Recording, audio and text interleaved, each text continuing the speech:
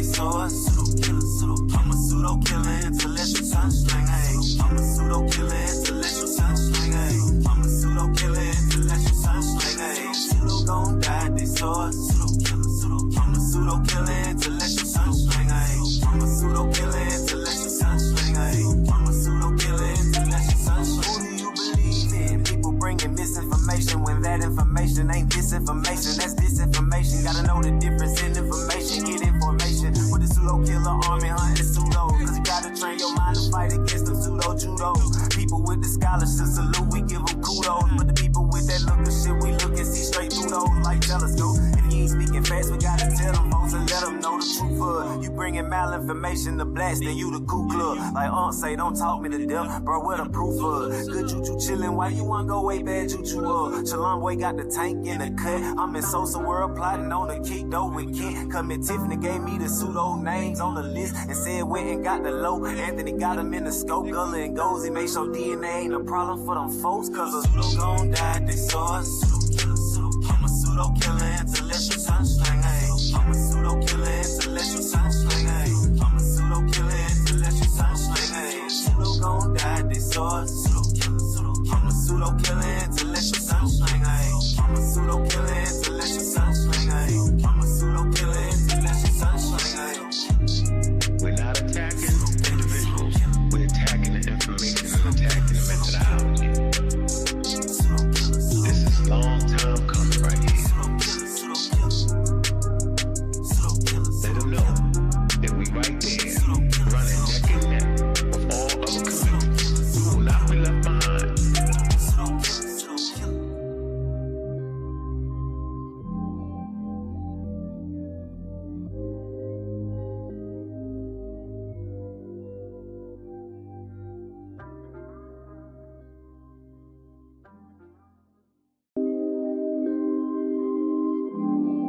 Black African power.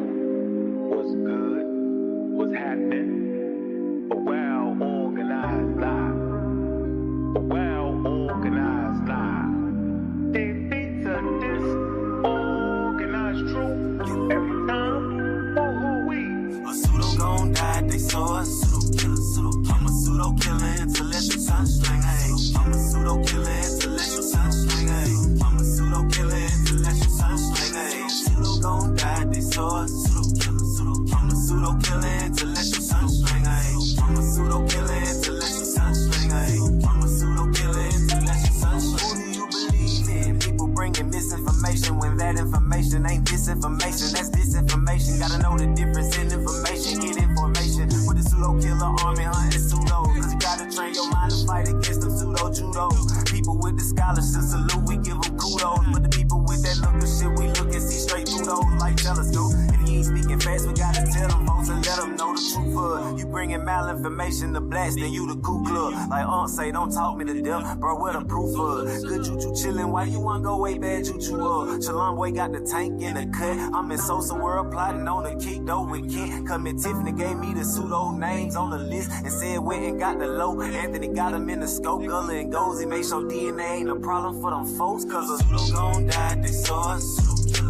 I'm a pseudo killer, intellectual sunsling. I'm a pseudo killer, intellectual sunsling. I'm a pseudo killer, intellectual sunsling. Pseudo gon' die, they saw us. I'm a pseudo killer, intellectual sunsling. I'm a pseudo killer, intellectual sunsling. I'm a pseudo killer, intellectual sunsling. We're not attacking individuals. We're attacking the information and attacking the methodology. This is long time coming right here. Let them know that we right there, running neck and neck with all other communities. We will not be left behind.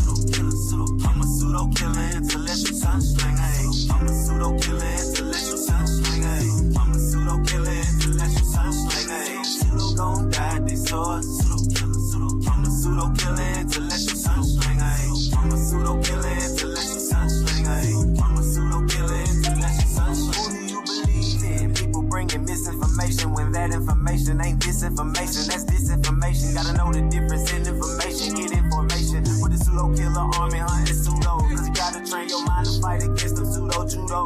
People with the scholarship salute, we give them kudos. But the people with that look of shit, we look and see straight through those like telescope. If you ain't speaking fast, we gotta tell them folks and let them know the truth. Black. Malinformation to blast, then you the Ku Klux. Black. Say, don't talk me to death, bro. What the proof of? Good you Don't talk me to death. Shalom boy got the tank in the cut. I'm in social world plotting on the Shalom boy. Come in Tiffany gave me the pseudo name. Social world. And said when he got the low. Anthony got him in the Miss scope. Gully and Gozy make sure DNA ain't a problem Gozy. for folks. Cause a pseudo gon' die, they saw us. Miss Bennett, Black Panther.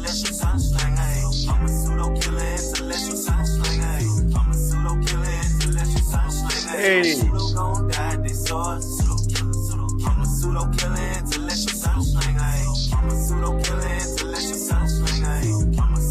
Whoa. We're not attacking individuals. We're attacking the information and attacking the methodology. This is a long time coming right here. Let them know that we right there, running neck and neck with all other communities. We will not be left behind.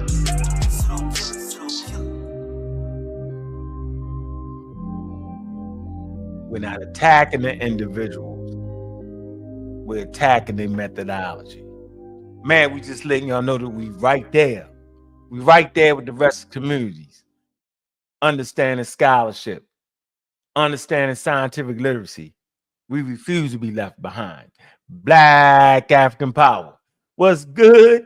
What's happening? A well-organized lie. I said a well-organized lie defeats a disorganized truth. Organized truth. Every time. Woo-hoo-wee. Man, y'all already know what it is, man. It's God killing the house. And I come to do what I got to do, and I'm going to do what I got to do. I'm standing tall. I said I'm standing tall. I'm standing strong.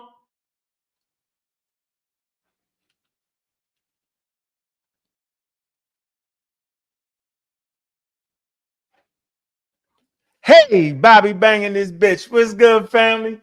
Man, y'all know what it is, man. Hey, it's Atheist Friday, man, and we on top of our A game. I've had some conversations in Discord. I've had some conversations on Garfield thing. Now I want y'all to see what I'm saying. Let's go get them. Man, what's up, family? What it do, man? I'm going to drop the links in the Discord, man. Y'all need to become a member of the Discord, man. We in there doing our thing. High-level intelligent conversations all the time, man. Big up to everybody. Appreciate all the love and the happiness, man. Man, when you knowledgeable, you can be happy. When you're ignorant, you can be fake happy. Fake you be happy, you be, yeah, and it don't be real. We want y'all to be real. But everything to be real. Get it real. So yeah, man, let me see who we got in there, man. Look, yo, we got some serious hoodies. I don't know why y'all be playing with it, man. Serious hoodies. Let me find this. Why? Like, I'm thinking somebody be messing around with my computer. Thinking my son be jumping up here playing around. So I know I got it. Let me see. Man, y'all know this episode, man, is brought to you by Conscious Ingenuity, man. Y'all know that, right? Building character, confidence, and capabilities, yo, through STEM, man. Big up the Dr. Oyama. Make sure y'all tune into our show, too, man. The Doc and Unc show, man. Make sure y'all tap into that. It's a powerful build on a regular basis, man. We doing what should have been happening. Y'all wasn't listening to John Henry Clark and them. They was trying to introduce y'all to science and talking about the pseudoscientific ideas and what it was. They was pushing that line. You wasn't even listening to Hubert Harrison. Big up to Chilembe. He brought this source right here. Yes, he did. McCall called him the source machine.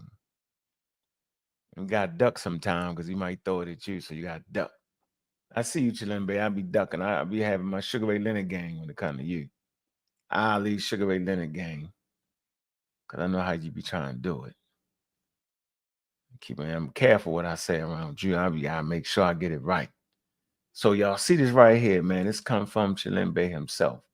This is important right here. This is one of my favorite speakers, right? This one of the elders right here, the Grand Master, Harlem soapbox speakers. All right. So, pushing atheism in the 1900s, 1920s. Yeah. Hubert Harrison,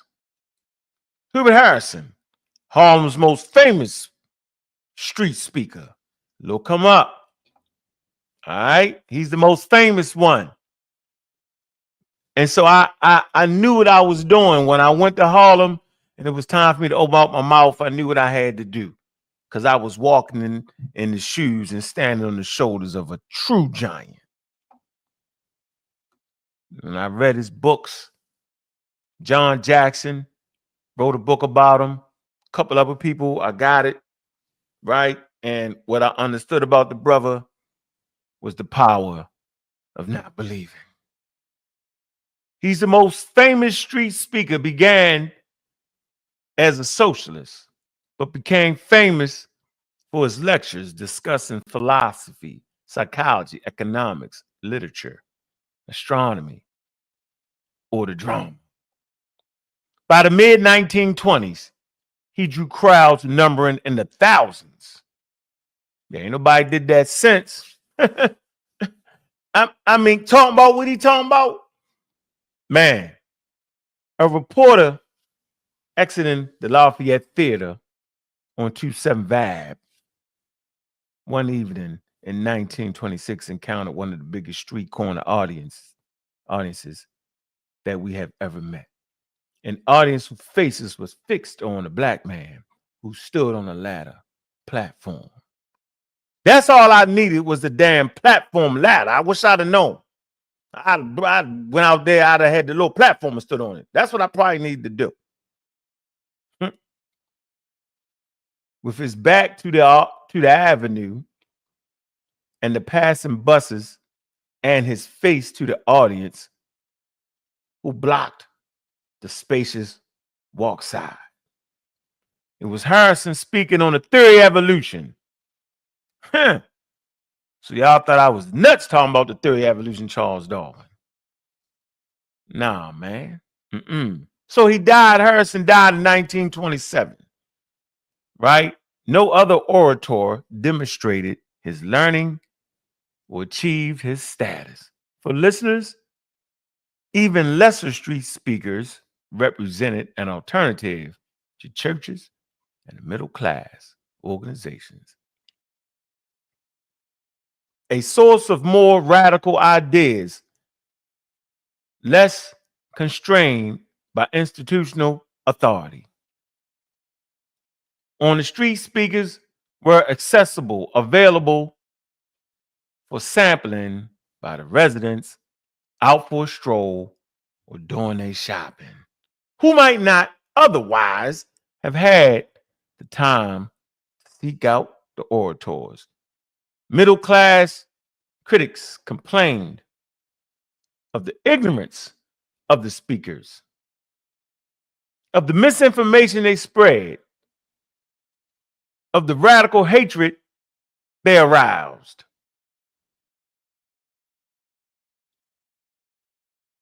In the later half of the 1920s, political orators were outnumbered by speakers selling medicine. Think about it. If you're selling medicine outside, you're scamming. Many were East Africans or West Indians posing as Africans who attracted crowds with elaborate costumes and performances. You know, I'll be talking about them funny hats. That's the costume. Pay attention. Pay attention. Journalist Lester Walton, who campaigned against such quacks. See? described them in terms that expressed his frustration at the credibility of his black neighbors, but also conveyed some sense of what drew in passers-by. Man,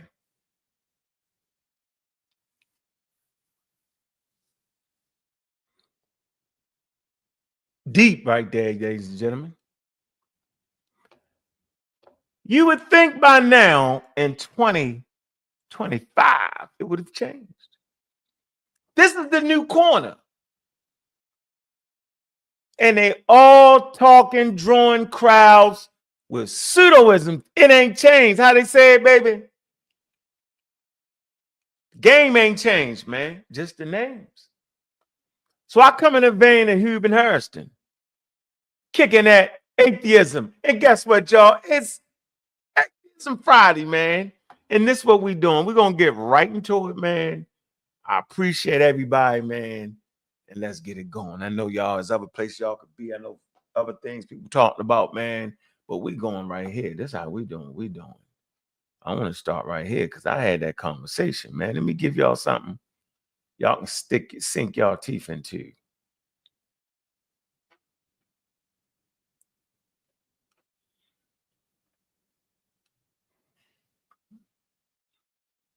We come right here. Let me get this right for y'all. All right. Because you know, we talk that talk, we walk that walk. All right. So religions and gods around the world. Give y'all a little global overview of religious beliefs. I think this is important. The number of religions and gods in the world. There are approximately 4,300 recognized religions globally. That's a lot, y'all. Some religions are monotheistic, one god, while others are polytheistic, multiple gods. Many indigenous and tribal religions have unique deities and spiritual beings. Christianity is the largest religion. 2.4 billion people, 31% the world population. It's a lot of people. Major branches, Catholicism, Protestantism, and Eastern Orthodoxy. Monotheistic belief in one God and Jesus Christ as the Son of God. And that's our argument right there. Some say Jesus is God, some say he's the Son, and we're going to get into that. Islam is the second largest religion, 1.5 billion people, 25% of the world population. Major branches, Sunni, Shia. Monotheistic beliefs in Allah and Muhammad as his prophet. I ain't seen a woman yet. And that's important to the human psyche over time. The male God, the male prophet. Interesting. Atheism and non-religious population. Approximately 1.2 billion people. That's a lot of people. 16% of the world identifies non-religious or atheist, includes agnostic, secularist, and those with no specific religious affiliation. Some non-religious individuals still practice cultural traditions linked to religions, like a Jewish person that's an atheist, or cultural Christian, or cultural Jewish person. Traditional and indigenous religions, 3,000. My fault. 300 to 400 million people practice it. Includes African traditional religion, Native American beliefs, all right, and various other animistic faiths. Shintoisms, often polytheistic, nature-based, and ancestral worship centered. Other major religions, Hinduism, 1.2 billion followers. Paleolithic, Hellenistic traditions, Buddhism, 500 million followers. Non-theistic, but includes divine beings and some tradition. We call that atheistic religions, right? Canonism, Jainism, Brahma faith, or small but significant religious groups. Religious diversity and global trends.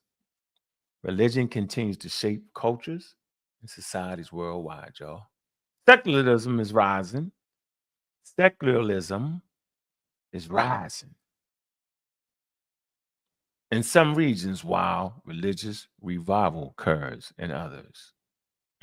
Y'all know the internet is going crazy, right? Interfaith dialogue is happening. It's going down, the conversation. Coexistence are crucial in a diverse world. And I wanted to start off with that to kind of give y'all a little something, man, so y'all know where we're going at with this. It's important, all right? So we ain't just sitting here thinking that something wrong with us because we don't believe. There's 1.2 billion people that don't believe. Why not African Americans take a piece of that? What's wrong with that? They try to make it seem as if there's something is wrong with you if you don't believe. I heard them making little comments on certain shows, like something wrong with you, brother. It was something wrong with 1.2 billion people then. And I'm saying it's healthy. So don't let people convince you that it's not healthy. It's healthy. It's part of being human. Some humans just not gonna go for it. And just because I don't believe in your religion or your God doesn't mean I don't have beliefs. Having beliefs are healthy. Don't let them convince you otherwise. But this is where we at, and this is where we sit. We sit right here on this corner, and we doing what Hubert Harrison did. Galvanizing the people around matters of science.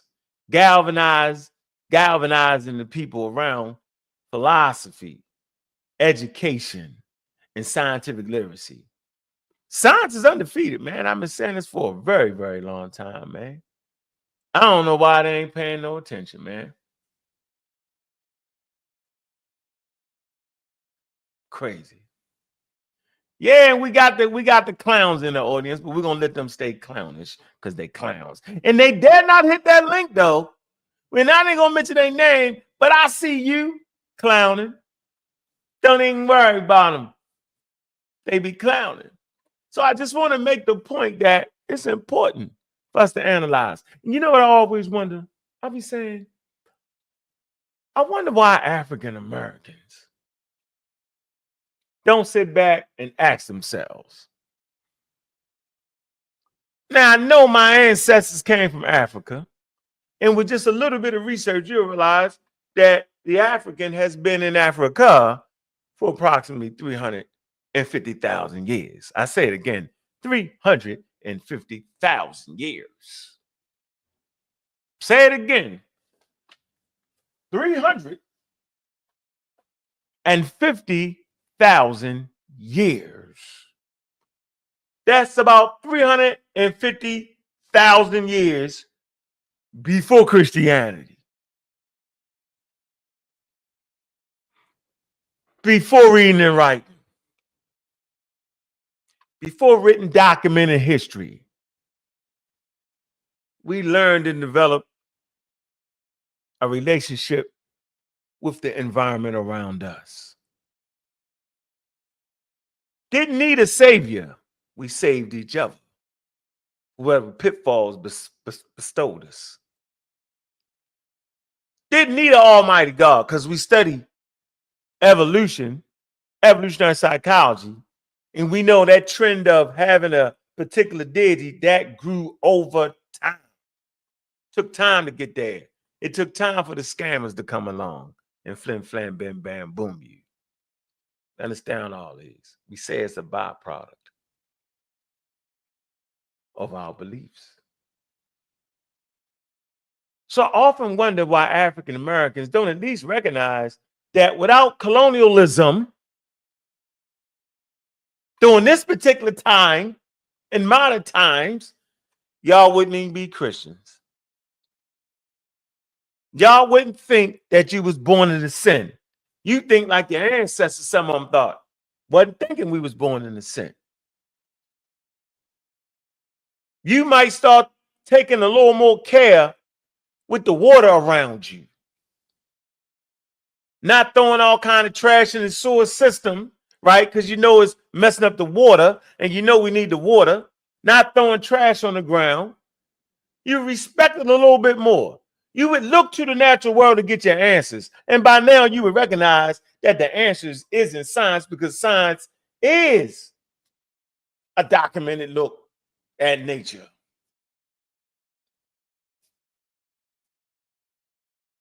But that time is long gone. But I would ask myself, why ain't African Americans thinking, man, what was we doing prior to colonialism? What was we believing? And see, that's how I started my trip. And when I recognized that if not for colonialism, European colonialism, called my mother on the phone about 1986. I say, man, you know what I thought of? I said, without colonialism, we wouldn't even be Christians. She was like, what you talking about, boy? I said, yeah. I said we should thank the colonial powers for enslaving us and bring us to Christ. She started dying laughing. Because in that moment, she had knew what I was saying.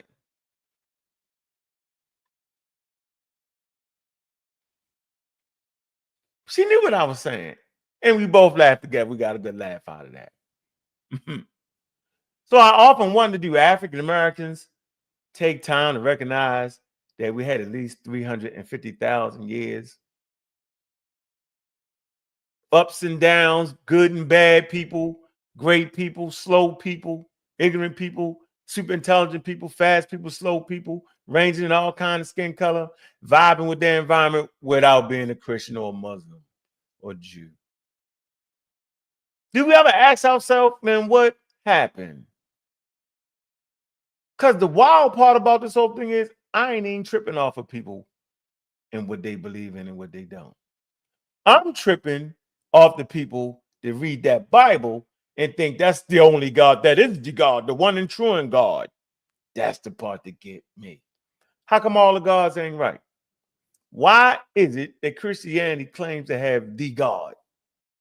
And what verifiable evidence do they have to say that they're the only God? Now there might be some type of debate or argument over whether you can prove or disprove a God. I'm starting to think that's a little bit wild, because you sure as hell ain't thinking it's the flying spaghetti monster running the universe, is you?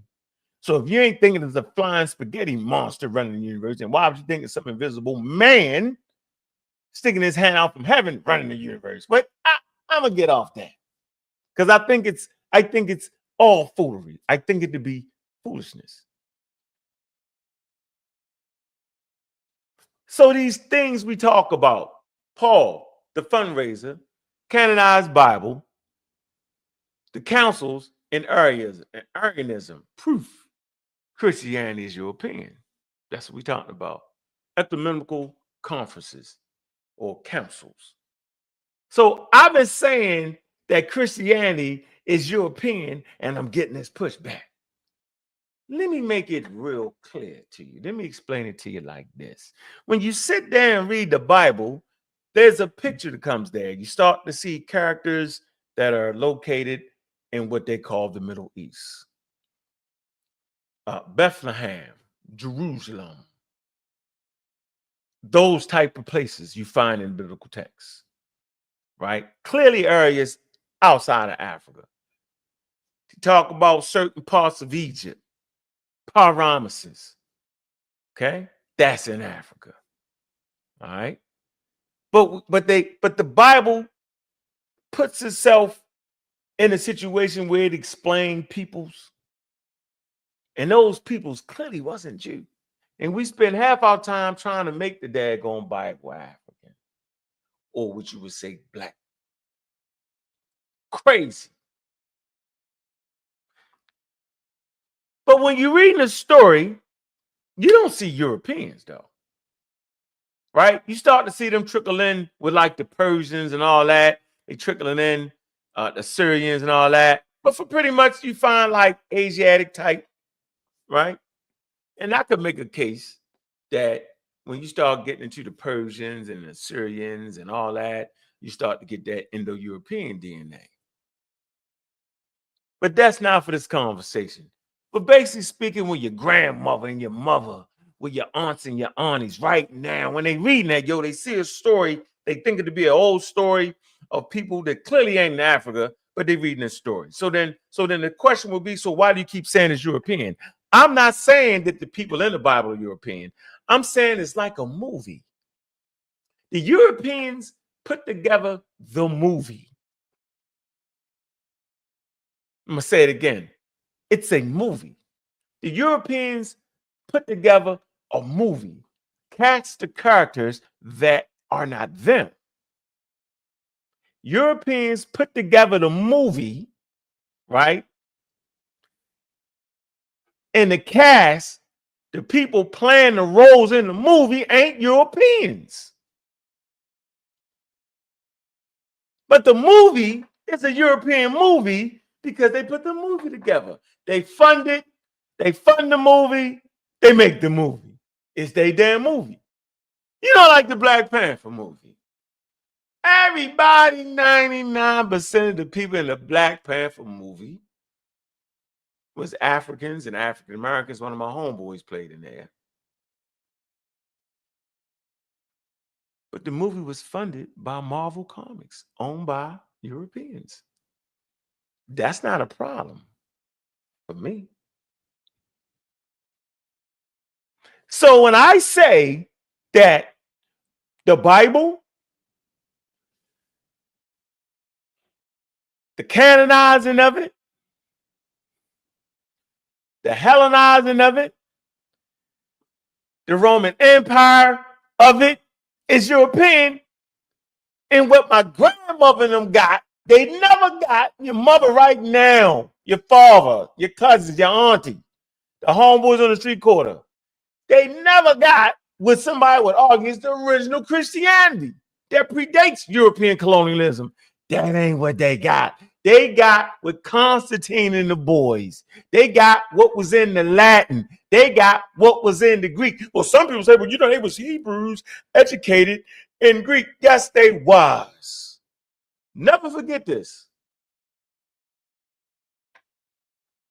Language is culture. Heard John Henry Clark said. What do I mean by language is culture?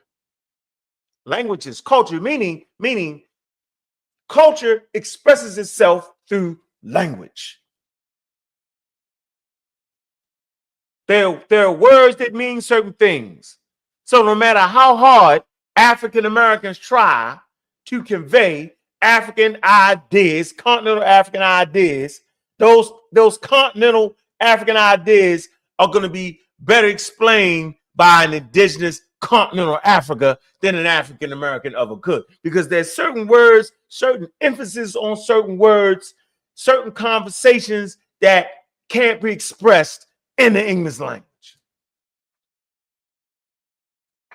Because it's culture, it's tradition, and the language holds traditions.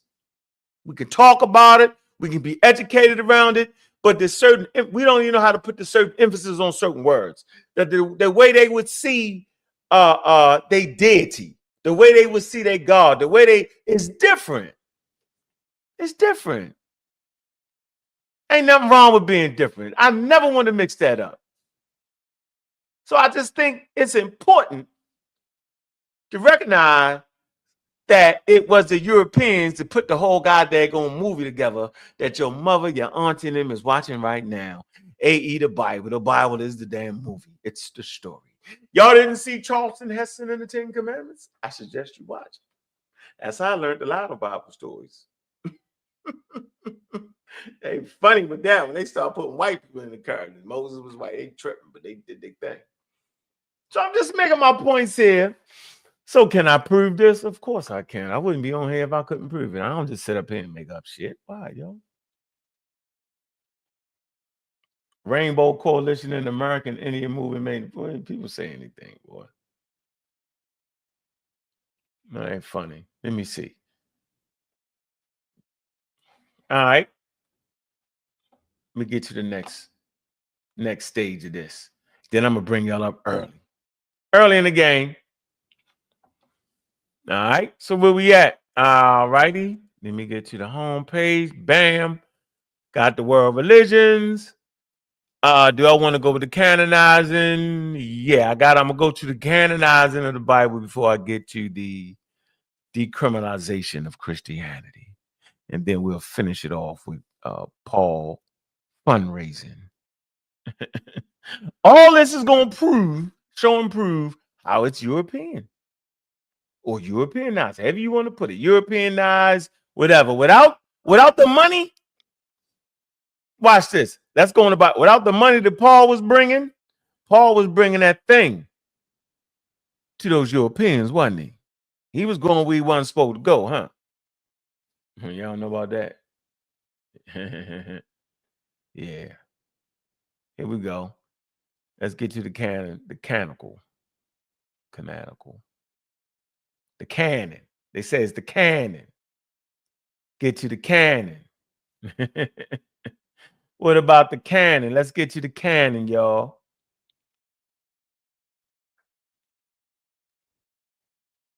Get to that canon. The canon. Here you go. We got the canon. All right. The canonization of the Bible. A historical overview of the biblical canon. I think that's important. You know, I ain't got no whole lot of words on here. Real quick.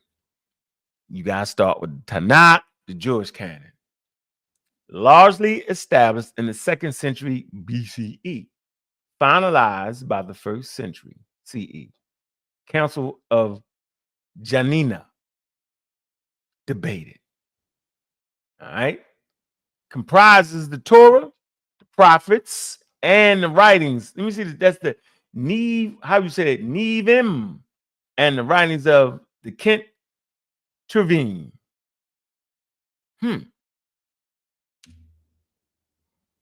Septuagint. The Greek Old Testament.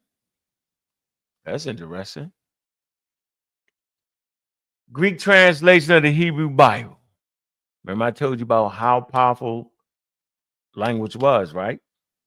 3rd, 2nd century BCE. Greeks getting into it, huh? Including additional books. All right.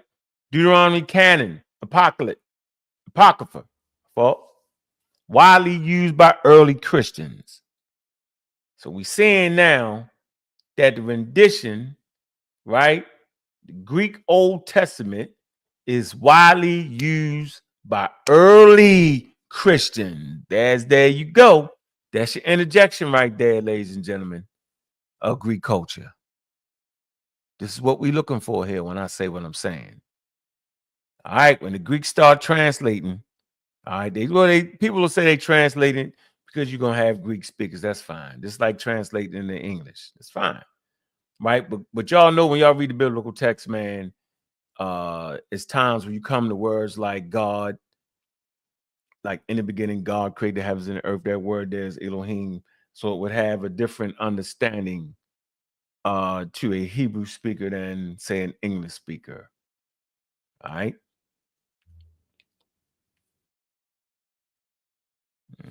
Got that fragment right here, right?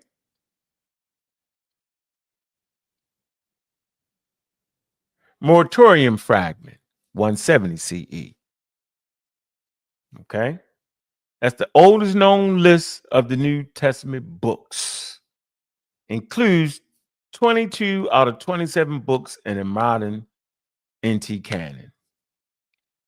Includes Hebrews, James, 3 John, all right, but includes the Apocrypha of Peter. Remember that word, moratorium fragment. They don't got, it's a fragment. But that's the oldest canon, all right? 170. How many years is that after Jesus? Damn, it's like 170 years later. Imagine that. And it ain't like they had no software, no computers. Yeah, okay. This is what they ask you to believe in. Sonata Hippo, the council, Carthage. Hippo, 393 CE. The first recorded decision on the NT canon. Carthage, 397 CE. Reaffirmed. They got reaffirmed. Why they got reaffirming? God ain't tell them. God should just told them. Look, this down here go the books. It didn't happen that way. It's in the hands of human beings. Standardized list includes the Gospel, Acts, Pauline letters, general epistles, and Revelations. Boy, that's almost 400 years later. Boy, okay. Where's these things happening? Look at the areas that I'm showing you. Look them up. Pope, Innocent, 405 CE. Pope, Innocent, the first, confirmed. The Pope. And then the Pope of the what? The Catholic Church, huh? So the Catholic Church is confirming 27 books, the NT canon. New Testament canon confirmed by the Pope. Was the Pope an indigenous African? No. Was the Pope an indigenous Hebrew? No. Well, who's the Pope? The European. So it took a European to confirm the 27 books. That ain't happening without this confirmation, ladies and gentlemen. Man. Then you got the letters, all right, and council decisions. All Europeans, the Council of Trent, 1546 CE. The Catholic canon, response to the Protestant Reformation, officially confirms 73 book Catholic Bible, including Deuteronomy, reaffirmed additions over the Protestant exclusion of the Apocrypha. So they going back and forth. Europeans going back and forth of what your grandma, your aunt and uncle, your cousins and them, your great grandmother will later read. Know what I'm talking about when I'm saying those Europeans made the damn movie. This is the movie being put together, ladies and gentlemen. What's the movie? So they didn't have motion pictures back then. It would have had to been the stories found in the Bible. Not the stories, but the way they're putting together the books that would make the story, that would make the movie. This is what I'm talking about. The Protestant versus the Catholic canon. Is it the Protestant versus the African canon? How about the Protestant versus the Australian canon? No, it's not. Clearly, Protestants and Catholic canon differences. Protestant Bible, 66 books, excludes the Deuteronomy canon. Catholic Bible, 73 books, includes the Deuteronomy canon, the Tobit, the Judith, the Wisdom, and so on, the Maccabees, and so on. Orthodox canon varies slightly, but includes additional text. I ain't seeing no indigenous people right here, so I know what I'm saying. There we go. Take your time, because we're cooking with hot grease.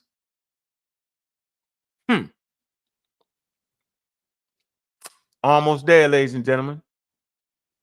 Take your time and enjoy the show. We're getting there. Moving right along. Where we at? So we did the canon already. All right. We did the canon. All right. We did the overview. Okay. Now, let's deal with decriminalization of Christianity in areas. This is important.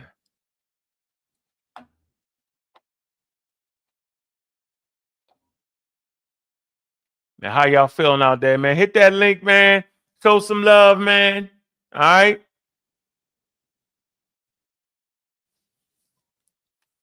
This is what we doing, man. I want you to be able to send this show to your aunts and them. All right. To all the Christian scholars talking crazy, acting like we don't know who made the movie. Y'all worrying about the actors in the movie. Y'all worrying about where the actors go at in the daggone movie. I'm saying worry about the daggone people that cut and spliced the movie, that edited the movie. You know, taking fragments and putting them together and y'all getting it, right? Sometimes I gotta really sit down because I know how people think. I know how my community think. I know how specifically how my community think, and you gotta paint a beautiful picture for them, right? Because they hit you with, no, it's not European, and they, Jesus wasn't a white man. He would have been it. That's not what I'm talking about. I'm saying that the people that made the movie, they picked and choose the scenes, the scene being the book, what book will go in, what book is not. And the canon was already the canon. Yeah, I know it was, but that was written. Matter of fact, that first canon I showed y'all, that's written in Latin. They translated that to Latin from the Greek. Go get a map and figure out where the Greeks at. Where Latin, the Romans spoke Latin. They was putting it in their cultural context. So by time, right, our mothers and fathers got it, it was in the cultural context of Europeans. A.E. the Trinity. The Trinity ain't exactly a Hebrew idea, ladies and gentlemen.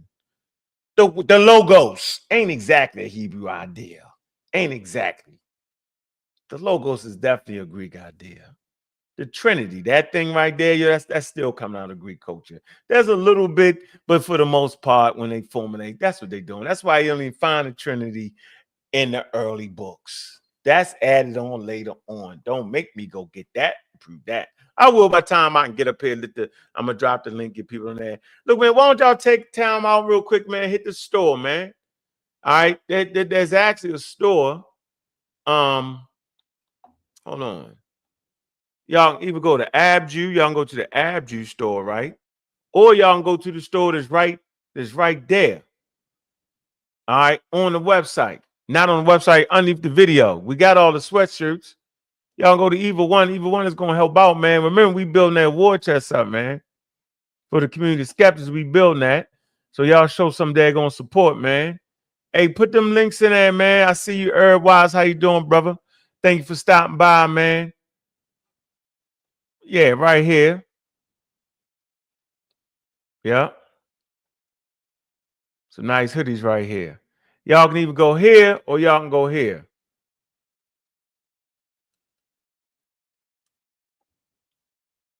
Man, goodness gracious. Where's the store at?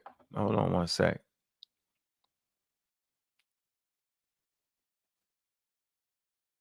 You can go there or go here. Hold on one sec. I don't want to do that. I'm going to go to the store, so. No, I don't want to go there. One sec. Make sure y'all show some support. Let me see. Hey. And the moderator's going to actually drop that in there for y'all. All right. Y'all can go ahead, man. Got some nice hoodies, man. All right. Nice hoodies. Good quality. Everybody to get the hoodies already know it's great quality. All right. Everybody already know that.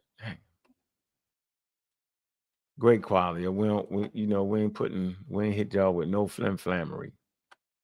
No, we ain't hit y'all with no flammery. Good quality hoodies, man. Y'all can look at it. Y'all can see the qualities. Great quality right there, man. Dedicated pseudo killer, man. That's what we doing over here, y'all. Y'all know it. All right, this is another good one, yo. They'll never see you coming with this right here. There you go. 10,000 BCE, ancient tool, crafted by nature. You know, that's my favorite subject to talk about, 10,000 BCE. After the Ice Age, 12,000, 10,000 after the Ice Age. Into the Green Sahara. Y'all know what it is, man. Crafted by nature right there, man. All right. Yeah, we got them in all colors. All right, on the back. That's the name of the store, Abju.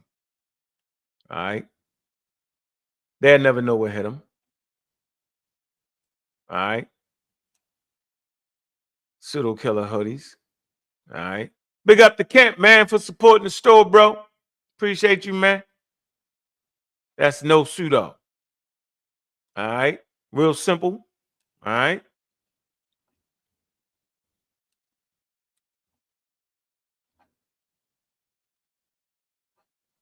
Everything fire. Y'all know what it is, man. The Great Ape, y'all know what it is. No pseudo. Good conversation piece, man.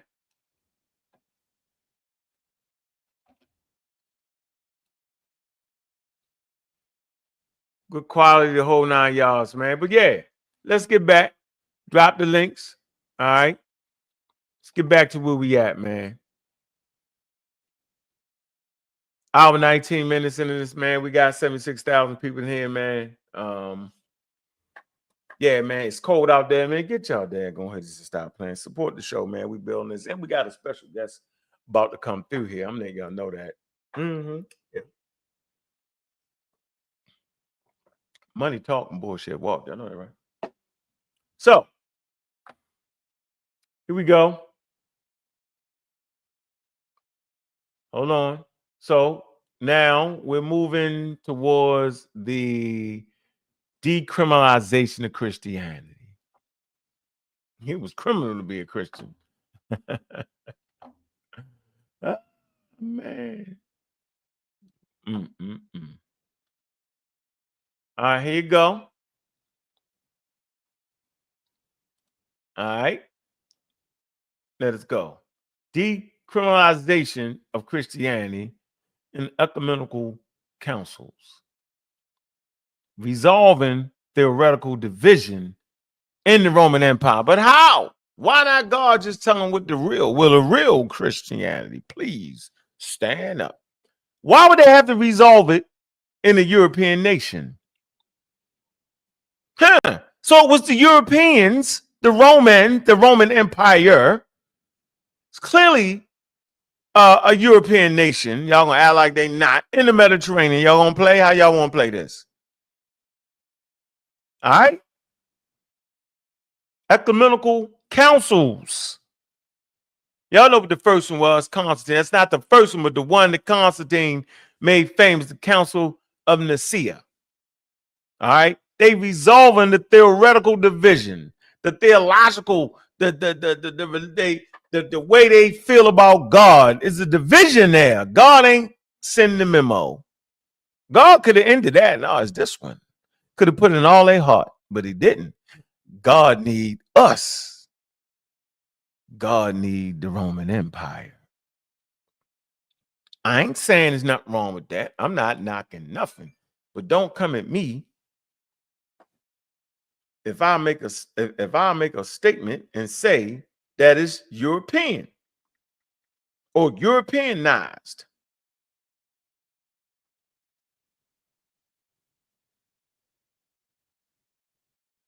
Big up the doctor. Oh yeah, yeah.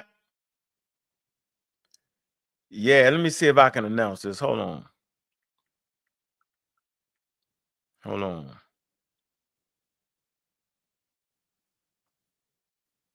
Hold on.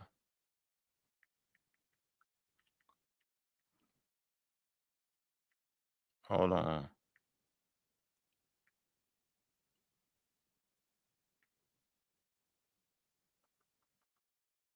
Hold on, y'all.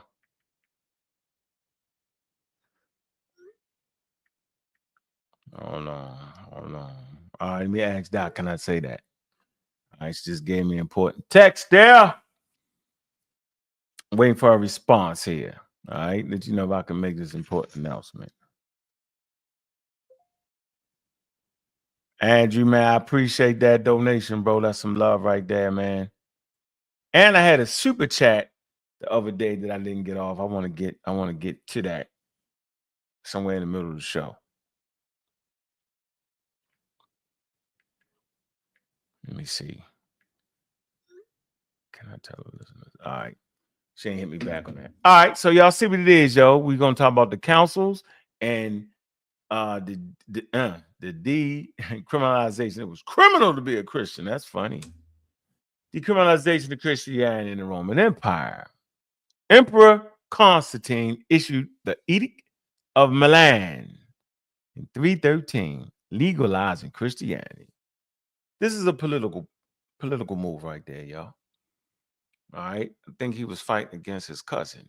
His cousin was in charge of the other half of the Roman Empire, I believe. Y'all can look it up. But you know, the Christians was numerous, right? And it was a great political move to go with Christianity. Nobody knows what was in that man's heart. Matter of fact, he waited on his deathbed before he did the bat, whatever they call it, where you give your life to Christ. He waited, like some of y'all do, just for you die. I believe in God. You know how you do. So Christians gained religious freedom and state protection. This paved the way for eternal theological debates to be addressed. Debate over what? Why would you have to debate God about God? You mean they didn't know? Why would you have to use the Roman Empire to legalize Christianity for that to occur? You mean God ain't have enough power to stop that? Nah. You know why? Because they're human beings and they're believing. And if the Roman Empire says it's illegal, we're going to chop your head off, then it's illegal, we're going to chop your head off. They killed a lot of Christians. And God didn't stop that, for the record. The need for ecumenical councils. Christian factions had theological disagreements, particularly about Christ's divinity. How? You mean they didn't know the divinity of Christ? Crazy, man. By the time it get to your cousin, your uncle, your brother, and your sister in 2025, they think that they understand the nature of Christ. But obviously they didn't know back then during the Roman Empire. It wasn't settled yet. And it was the Europeans that settled that.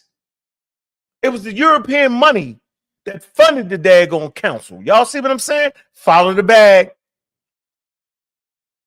Ecumenical councils were convened to define the Orthodox Christian beliefs. The orthodoxy. What in the hell is the orthodoxy? Garfield talks about it all the time. It's the law, like it's the belief. It's what it is. Anything outside of that is heretical. You're a heretic. The first council in Nicaea in 325, convened by Constantine to settle disputes about Christ's divine nature. You mean he didn't know? How? Over 300 bishops attended, representing different Christian communities. The council sought to establish a unified doctrine. Man, so they need Europeans to call the council to figure out what Jesus was. So whoever figures out who Jesus was is the leader of the pack. Whoever can call a council or call a meeting is the leader of the pack. Y'all supposed to know that. The nigga that call the meeting is the power. Who's the power? Constantine in the Catholic Church and the Roman Empire. Arius, this is my man right here. Arius, he's a North African. Arius and Arianism. Arius, a priest from Alexandria. If you don't know, Alexandria is on the coast, the Mediterranean. It's an Egyptian city, but it's actually a Greek city. You look up the weather, it actually hails or snows or kind of snow in Alexandria.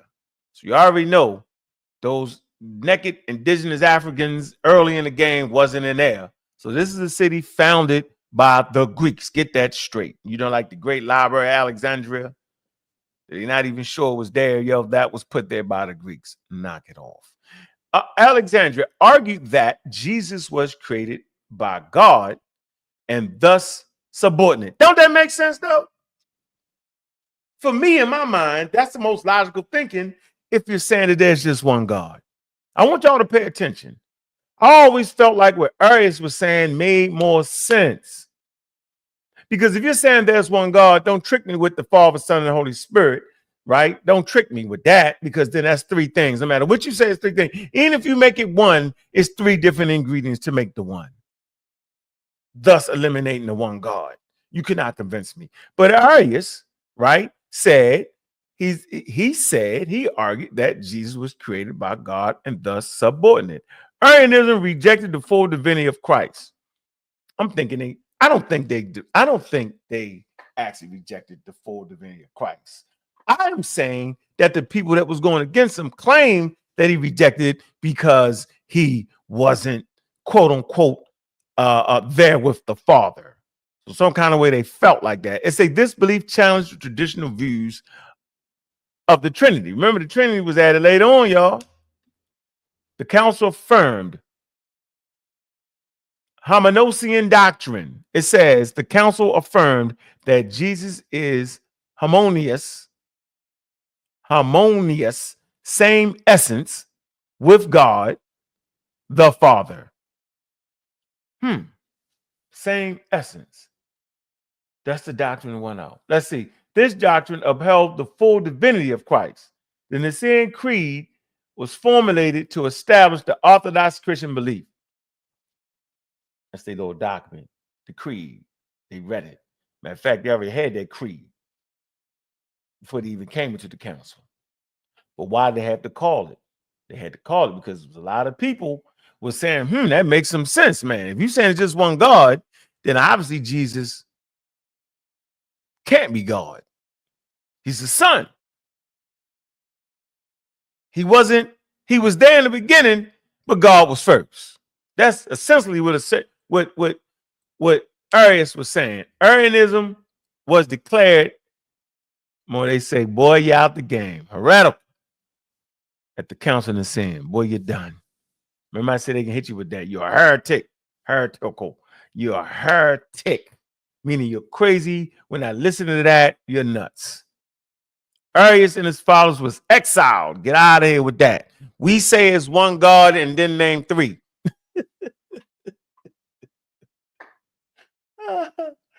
Oh man, we say it's one God, then name three. They tripping. The Nicene Creed became the foundation of mainstream Christianity. And where did this happen at, ladies and gentlemen? We're gonna put up a map later on. In the hands of who? The Europeans, the Romans. The legacy of the Council of Nicene. The Nicene Creed remains the cornerstone of the Christian theology. So the cornerstone of Christian theology is in the hands of Europeans, the Romans. Now there'll be some that'll say, well, I don't care. The Romans, that's fine. God uses everybody. That's fine. But then don't tell me that that's not European then. Don't tell me that they didn't formulate the daggone movie. They ain't put the movie together. Future councils, Constantinople in 381, reaffirmed the Nicene Christianity. Where's Constantinople at? Constantinople at? Is it in Africa? Nope. Where is it at? The council set precedents for resolving theological disputes through ecumenical councils. The European idea, ladies and gentlemen. I call it the fix is in.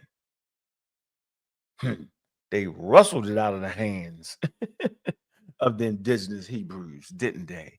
If you know about Christianity, Christianity was actually a Jewish sect, meaning all people of the way at that time were Hebrews. They practiced all the laws, they did all that.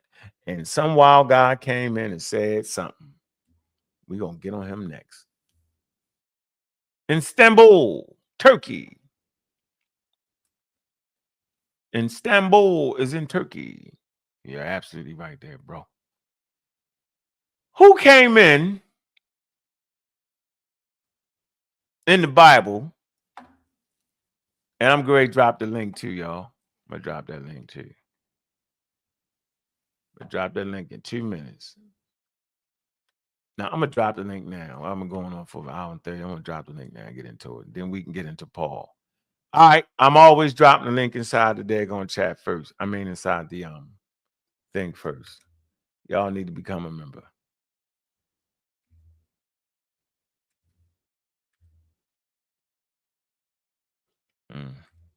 Inside the server, man. Put the link in the server, get in the server. Yo, we always have high power conversations, man. The link is now in the server, man. If you're in the server, get in the server. Hit the link. Jump on.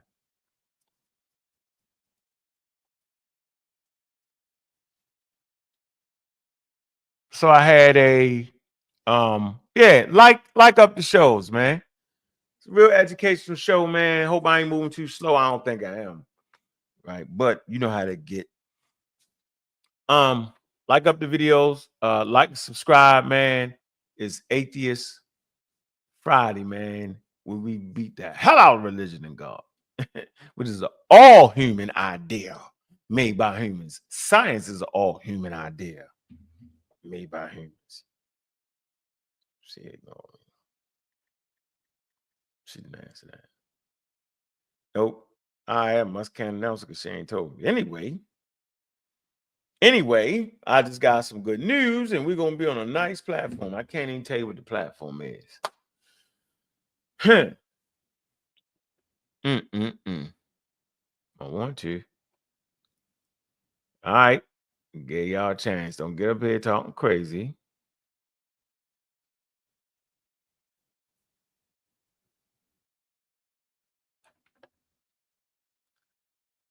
Man, hit the cash apps, man. Show some love, man. Atheist Friday, man. We don't believe it's coming from spooks, man. Not at all. We don't believe that.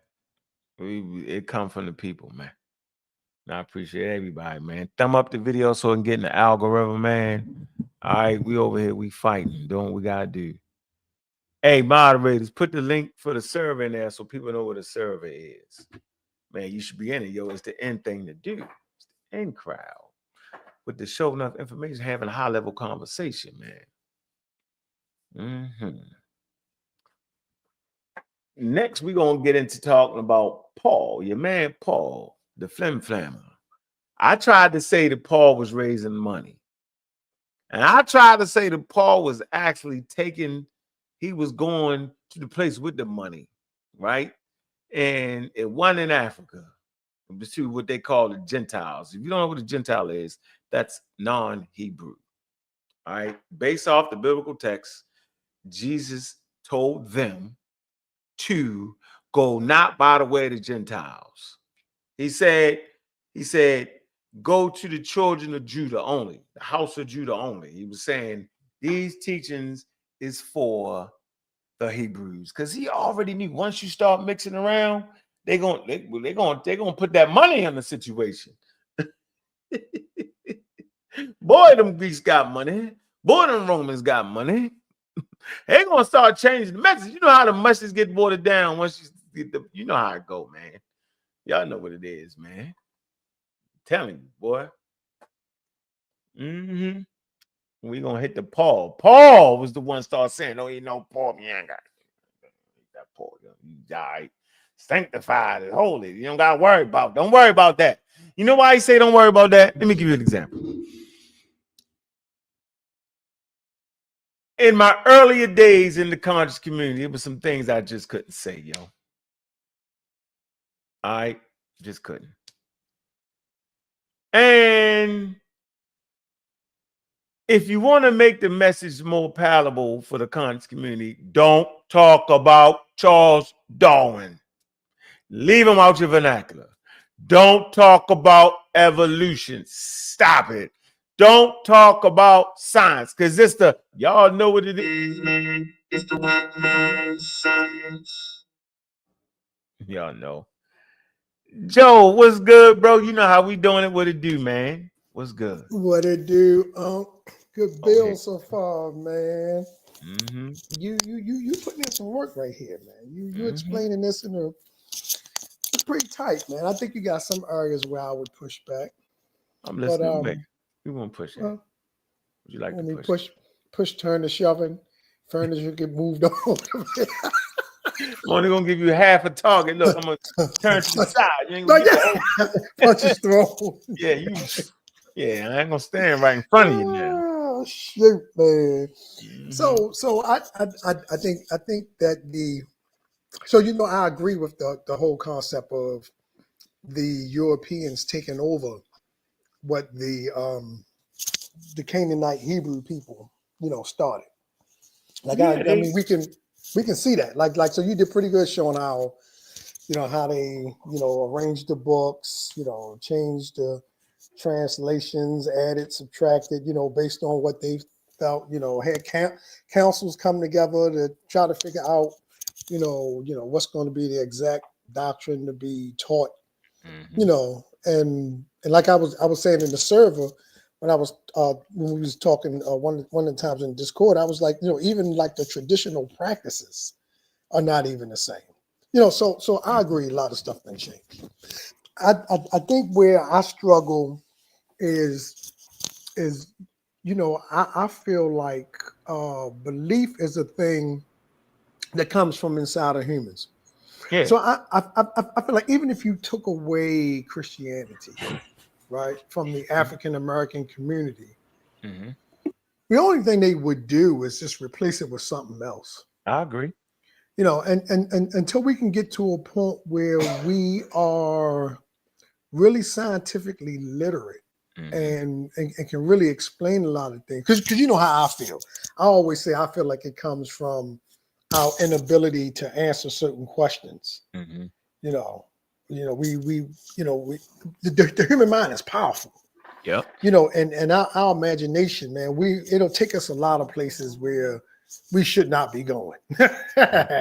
and so, I think that's always going to be a challenge until we, as a society, just put that money out there in order to, just get better at educating folks. That's how I got to where I am, because I'm a diehard Christian. Mm. I don't mix Christianity with science. I don't do that. You're a cultural Christian, yo. Okay, fine. You can call me what you want. You ever look that up? No, you can call me. You call me all the names you want. They call me all kinds of names. Look it up, though, yo. You should look it up. Matter of fact, it's a lecture. Yo, it's a great one, yo. Oh yeah. Yeah, yo. It's like you. Okay. Let me say it like this. So this is what a cultural Christian would be. He don't believe in all the spookism and all that nonsense and all that, right? Don't none of that. But he respect like what the church did for black people. I'm talking to you. We African Americans. Right. So you respect the institution that African Americans built that allowed us to do a whole lot of things, bro. All right. Facts. It was our sanctuary at times where we could meet, where we couldn't meet in other places. It was a building where we could do our own thing. Like you respect all that. It brought us all together at times on Sunday. You could all that, you know what I mean? Sunday school, things to do, positive things, yo. You wasn't selling dope, you know what I'm saying, when you was young going to church. Because when you broke away from that atmosphere, not saying that people in church don't do it. I'm just saying there's a lot of activities, yo, and it can be positive. So you respect that part of it, right? But you ain't going for the okie doke. That's the point I'm trying to make here, bro. That's a cultural Christian or cultural Jewish person. Like they respect all that, but they're not doing that. They're not flying through the air. That's what that is. But I can't tell you that shit. I make the point. I can't tell you that. All right, well, I'll let somebody else get in. Go ahead, y'all. Chop it up. What's up, Soul of Mine? You was next on the mic. What's good? Hey, what's going on? What's going on? What's up with you? What it do? Chilling, man. I'm just listening to your show, man. And I think I wanted to hear what you had to say about Paul. I think next we go next. Saul of Tarsus, he I think what Christians need to do is they need to just read, especially the New Testament. They need to read the New Testament and then take out all their religious preconceptions away. Just read it like it's a regular book. With a map beside They're not going to be able to do it. They're not going to be able to do it. Yeah, because when you read the New Testament and just pretend as if it's just a regular story that somebody wrote, you can clearly see that Paul is infiltrating the Israelite movement. They're not going to be able to do it, man. And then it's like a conflict based off of the fact that he is like changing the what was established by Jesus in the Gospels. You know, and I think it was Peter was the one that was actually calling them out. Like, yo, what are you doing? We eating with the Gentiles, and he said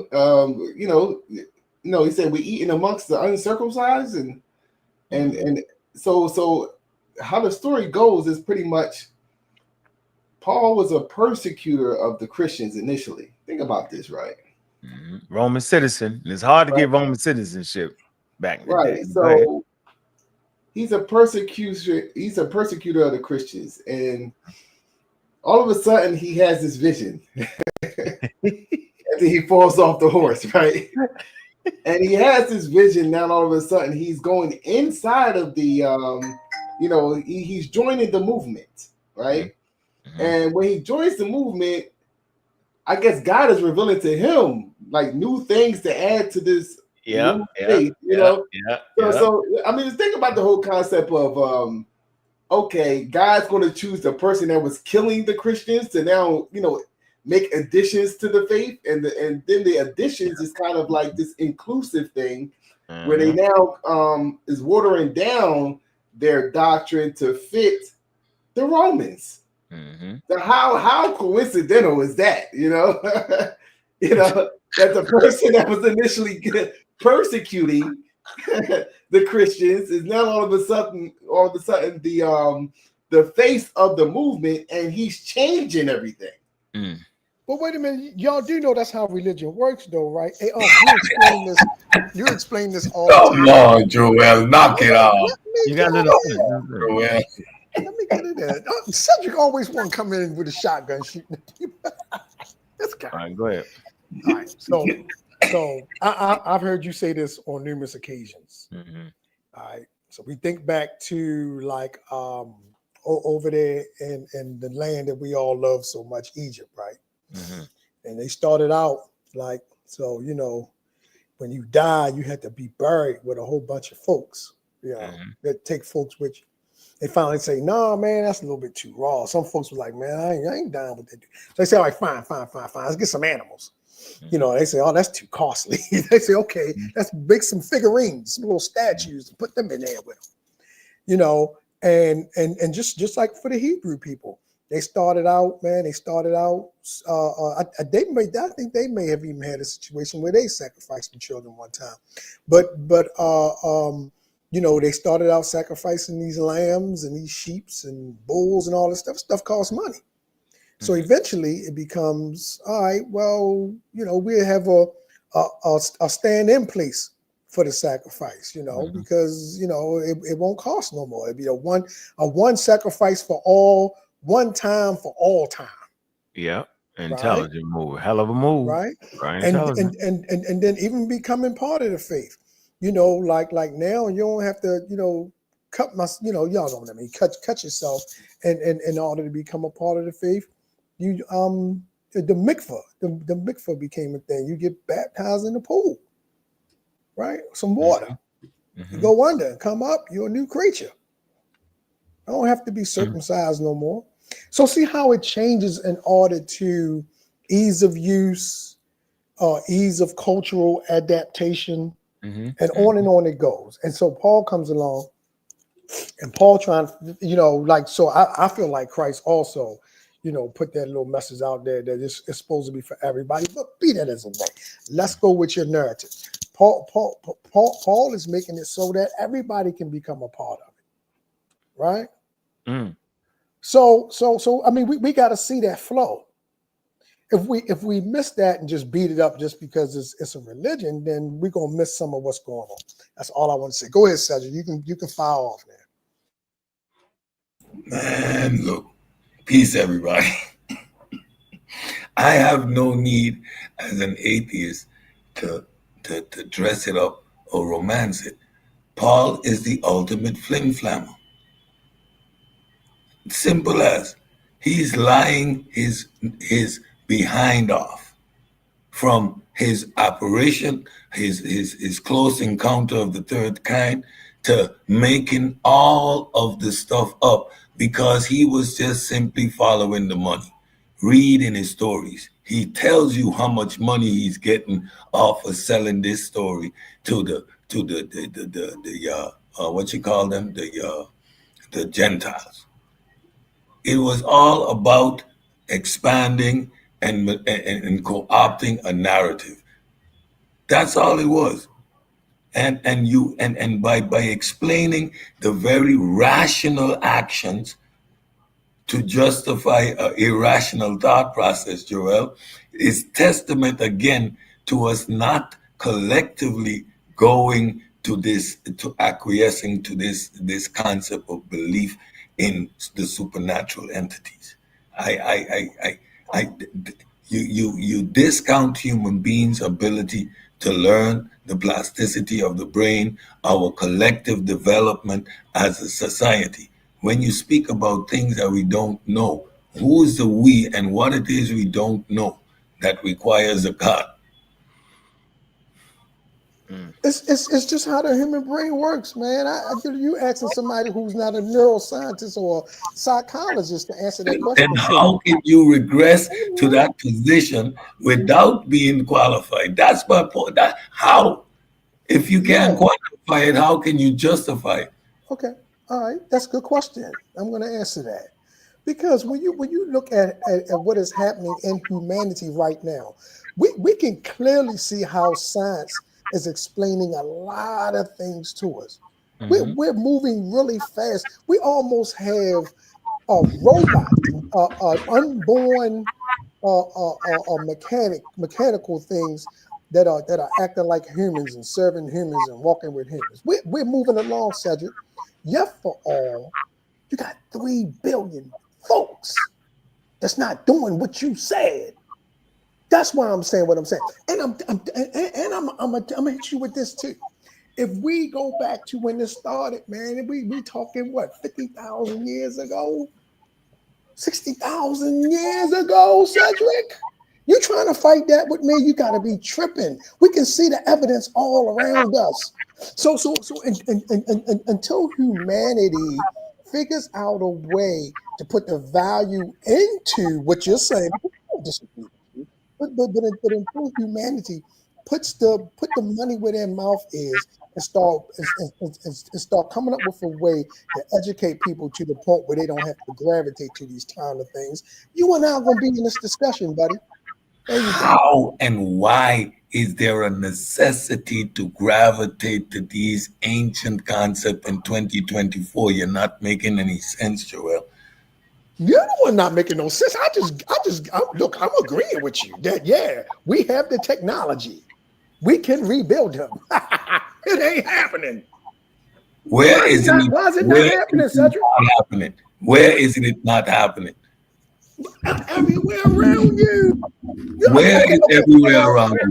It has nowhere in my immediate space. Y'all, 2 people talking not gonna work. Everybody freeze. Stupies, what's up? Is it? Hold up. Let Cedric answer this question. We're Cedric, gonna move forward. Okay, I'm not even gonna push back. Cedric, is there any religion on your island? Of course there is. Okay, I'll rest my case. Stupies, what's on your mind? We get ready to get into how Paul Flynn them. It's easy. You just gotta read it. Go ahead, Steve. What's up? Can't hear you, bro.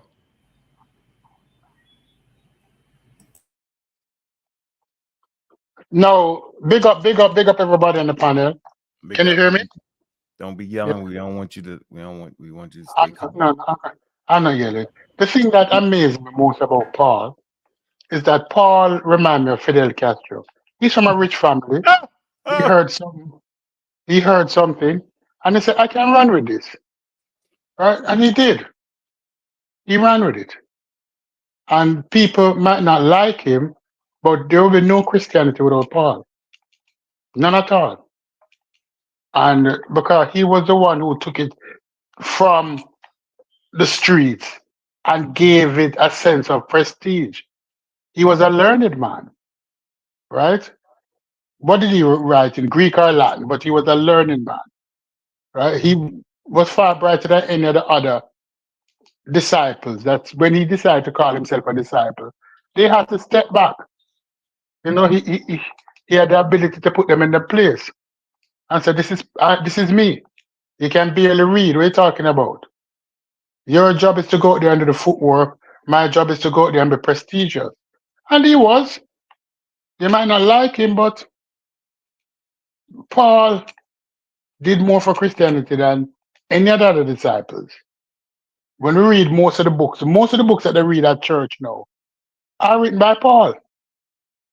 The letters, Corinth, to the churches in Rome, the church Corinthians, those are Paul writing. Paul knows stuff. Paul wasn't any dumb dude. But when we think about Paul, you know, Paul didn't even see Jesus, you know. I dare anybody to tell me that Paul saw Jesus. He did not. Hello? I'm listening to you. I'm on mute. Yeah. Paul didn't see Jesus. They seen him in a vision on the road to Damascus. Yeah, but how come? He had a vision. He didn't see him in the vision. He just had a flash of light. So not even then did he actually see a Jesus. Yeah. But Paul is the man. I dare anybody to say Paul is not the man.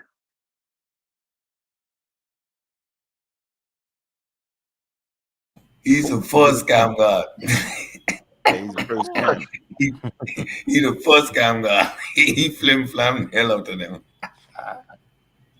He sucked everybody else into it, yo, because the money. I'm telling you, bro. Let's get to it. Yeah. Y'all acting like I don't know what I'm talking about. I hate that, yo. Here you go. First of all, I would like to establish what Jesus said according to the biblical text. All right. And I want you to know that in a famous statement, this is Matthew 10:5. It said, these 12 Jesus sent forth and commanded them, saying, go not into the way of the Gentiles. I explained what the Gentile was. And into any city of Samaritans enter ye not, but go rather to the lost sheep of the house of Israel. And that's the New King James Version. Right here, it's clear. This man is saying, yo, don't mess with the Gentiles. Clear. That's a clear, direct order. Go not into the way of the Gentiles and into the city of the Samaritans enter ye not, but go rather to the lost sheep of the house of Israel. He said, go to the Hebrews, right? He was kind of sharp. He was thinking. Based off the story, this man was sharp. Now watch this. It says this statement was part of Jesus' instructions to his 12 disciples when he sent them out on their first mission. Watch this. It says, at this stage, I want y'all to listen close. At this stage, Jesus' ministry was focused on the Israelites, whom he referred to as the lost sheep of the house of Israel. Just like I said. Now watch this. The Gentiles and Samaritans were excluded from this initial mission, but this was not a permanent directive. Right now you say, oh, see what I'm saying? See what I'm saying? Well, let's read and see what I'm saying. While Jesus initially restricted his disciples' mission to Jews, he later instructed them to preach to all nations after his resurrection. Did y'all hear that? Watch this. Matthew 28:19. I know y'all didn't hear that. When? I know you heard it. Just don't say nothing yet. Don't say nothing yet. Go ye therefore and teach all nations, baptizing them in the name of the Father and the Son and the Holy Ghost. And the Holy Ghost. That's that Greek Good idea. Christian boy. Good Christian boy, I tell you, man. Acts 1:8. Jesus tells the disciples they will be witness unto the utmost part of the earth. Y'all know who wrote the book of Acts, right? Acts 10. Peter receives a vision that led him to preach to the Gentiles. Oh, man. And a vision.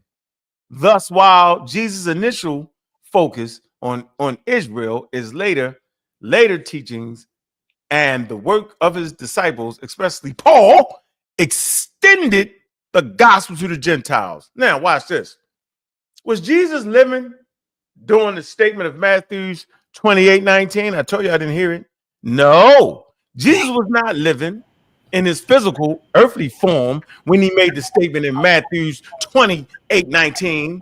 This vision was part of what is called the Great Commission, the Great Con, where Jesus, after his resurrection, instructed his disciples to go teach to all nations. This is my goddamn point. After his what? After his what? Listen to me. I don't care what none of y'all say. Listen. Now, I agree there's a historical Jesus. I ain't even got a problem. That's cool. But as soon as you tell me that he said one thing while he was living, and then after he resurrected, came back and lost his whole mind, and all of a sudden he's saying something else, dead people don't talk, y'all. And the question would be, why did he change his whole mind? The man is dead. He flipped the script before he No, died. no, I ain't going there. After he dead, he wasn't going when back. you dead, you dead. He dead. He had nothing to say after that. Look, hey, you know what, yo? I ain't gonna kid you. He could have got me if he was living and changed his mind. I say the man just changed his mind. I agree. But somebody wrote that and said he said that because you know he did. After he dead. Why is the message completely different after he's dead, yo? Y'all ever thought about that? Why is it in the book of Acts? Who wrote the book of Acts? Why is it different? Because when Jesus was on earth, Jesus was a man. When Jesus came back after the resurrection, Stop. He was God.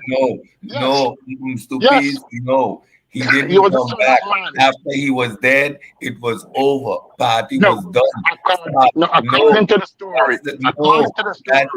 That's the stop saying. No, but you have to read the story as a book. It's a story.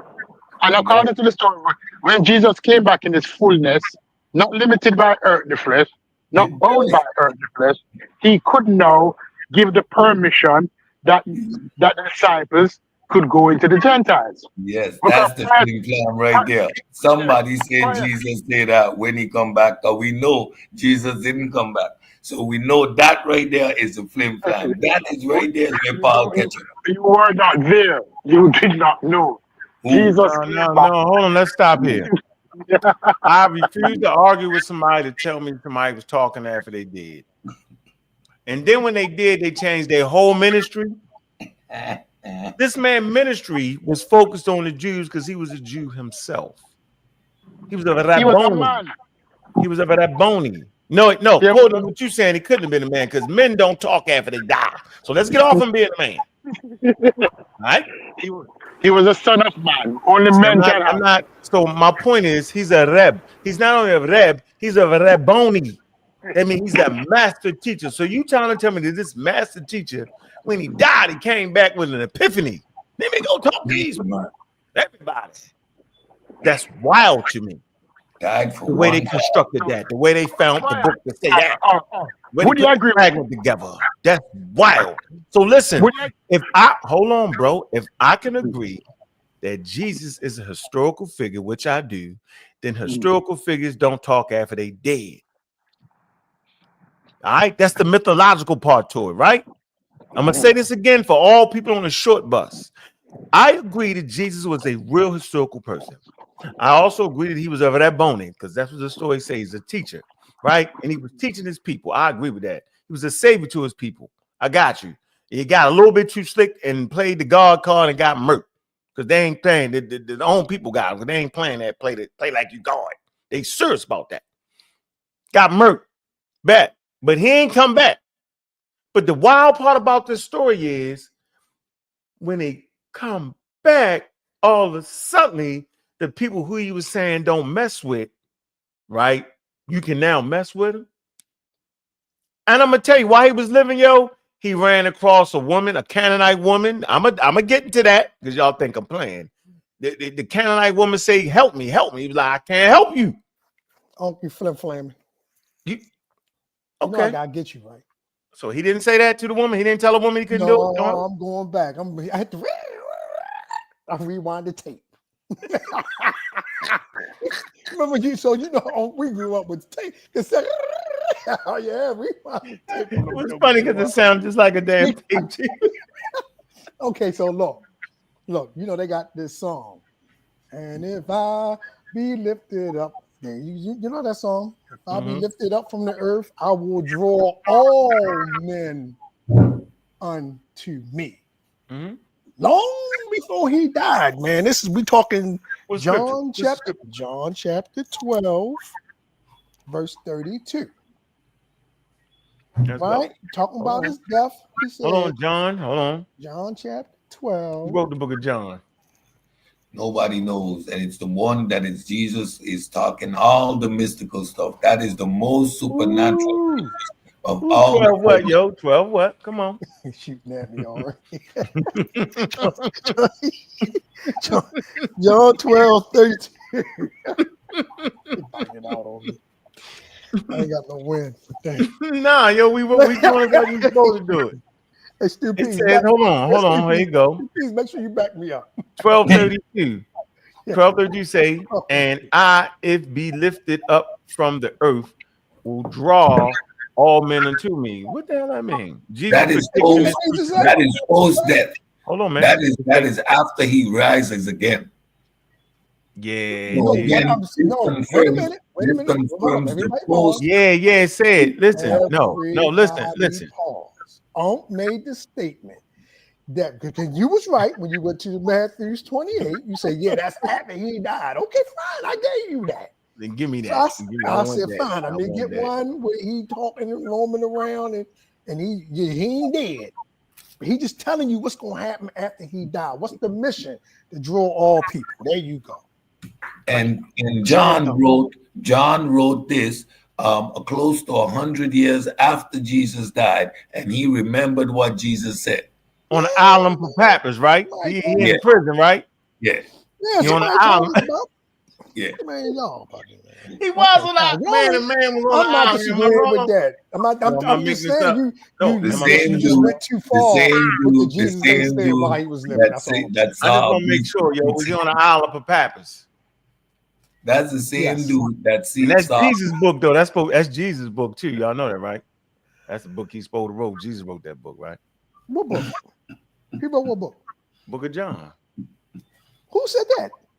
You ain't never read. It say Jesus' book, and I wrote that to John. You ain't know that? No.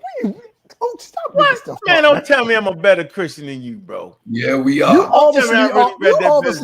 You have a How the hell I read that better than you? Your imagination. We need a Bible now, yo. Hold on, yo. You know the hitting on the Bible. Hold on, let's see. I cannot believe you tripping. Watch this.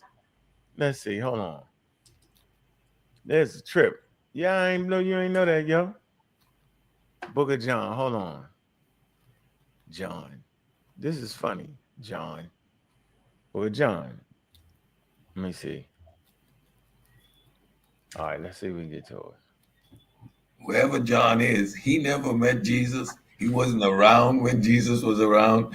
That's 100+ years after Jesus died. Oh man, we need the book of John, yo. Who got a hey yo, you knew you got a Bible, yo. Where your Bible? What you want me to find? What you want me to find? Go to the book of John, read the hidden when it first starts, yo. When it first starts. Yeah, yo. John 1. It's in red. No, not in the beginning was the word, and the word was God, which is all. What you want? Right over top of that, the book of John, right? When he on the island of Patmos. Do I got that right? I'm thinking about First John, man. The book First John. Oh, okay, yeah. First, so all right, okay, all right. Look, man, we ain't got to fight about this, man. No, we ain't fighting about that. So I'm saying we're going. I don't want to debate over whether he's saying if I be lifted up from the earth. He's just talking about when they kill him. He say if. Hold on, he say if. Which says this. He said signifying what death he should die. It say the lifting up metaphysically points to both the crucifixion on the cross and his later what's this exaltation, resurrection, and ascension. Right. Will draw all men to me. Jesus is saying that through his crucifixion, he will attract people from all nations, Jews and Gentiles. Man, he just say all men, yo. They Come adding on, shit stop. into it. Don't fight. He is adding to it. You fighting for nothing. This is I'm saying this is an intelligent person who can say what he want to say. So then Jesus is just a wild guy not to be trusted then. How about that? Well, I don't think I don't. He I told me think, don't mess with the Jews. Hold on. Now you got me going now. no. Okay, wait a minute. Let me throw this. No. out there. Watch this. I'm gonna read the story. Let me fight for my life, man. You don't got to. This is good. Only thing I'm trying to say is that the guy was on a mission. He did some training with his guys, so he didn't put him on some missions at the beginning, right? Yeah. Joel, Yeah, go ahead, sir. can I ask you a question? Yeah, I got it. Are the Gospels written after the letters of Paul and Acts? I think John is, but not Mark and Yes. Mark and Matthew might precede it.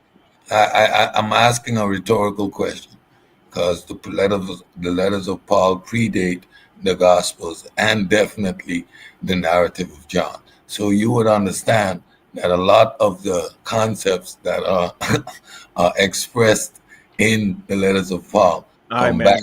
All right, let me go. I'm cooking with hot grease. So you know he called that woman a dog, right? Yeah. Yeah. Ladies and gentlemen, Jesus Christ, y'all Lord and Savior, called that Canonized woman a dog. Now here you go. Now, I know what I'm talking about. Here you go. Matthew's, y'all can get it, Matthew's 21 through 28. You can also find it Mark 7, 24 and 30. But let's go with Mark 15, 21 and 28. Okay. The encounter. Jesus sent to the region of Tyre and Sidon, a Gentile territory. Boom. Matthew 15, 22. The Canaanite woman, a non-Jew, came crying, "Have mercy on me, O Lord, son of David. My daughter is grievously vexed with the devil." Matthew 15, 23. Jesus ignored her, and his disciples asked him to send her away because she was persistent. Matthew 15, 24. Jesus responded, "I am not sent but unto the lost sheep of the house of Israel." Okay? It's referring his primary mission to Jews, similar in Matthew's 10, 5, and 6. We talked about that.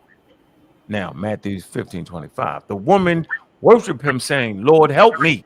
Matthew 15, 26. Jesus replied, this y'all Lord and Savior. He replied with a seemingly harsh statement.